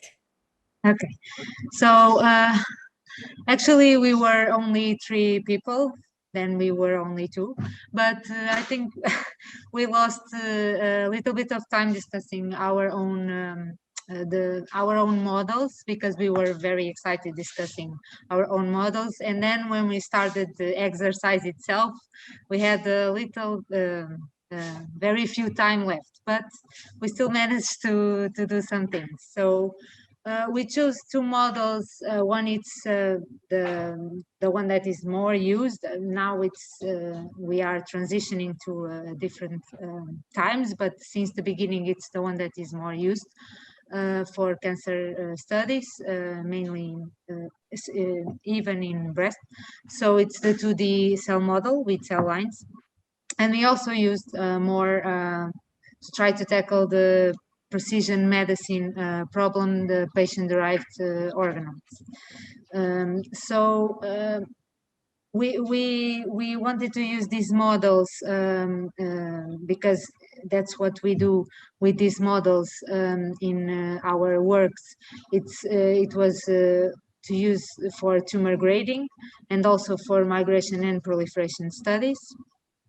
And then we lost a little bit of time trying to understand what was the main issues of each model. I think in the 2D cell lines, it's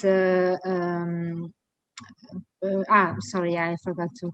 So we wanted to use these models to we use these models in the 2D cell lines. We use the MCF7 cells and also tumor tissues. And the target was to study tumor tissues. And we found that I think the main positive analogy for this model is that we are studying, we are trying to study human breast cancer cell lines, specifically an invasive ductal carcinoma model, which is the most prevalent type of carcinoma. The main negative analogy for this model, the 2D, we don't have, the complexity is very low. And for example, specifically in this, in our work, it's the problem of we don't have the interaction with the matrix, which was one of the problems that we were trying to address in our work. And the neutral analogy specifically in the work of Gilbert, which was one of the members of our group, was that they had a new membrane-based phenotype, which seems to increase the stability of epithelial cells within the breast epithelium.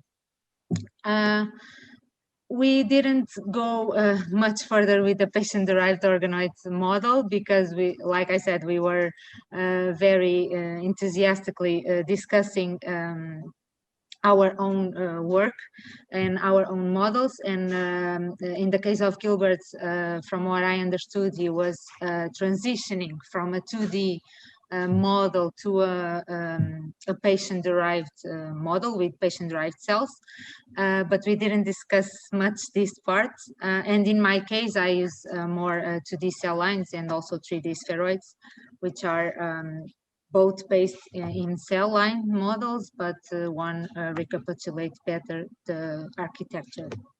Then you can move, yeah, to the next, yes. Then we were also discussing with Marta, which was the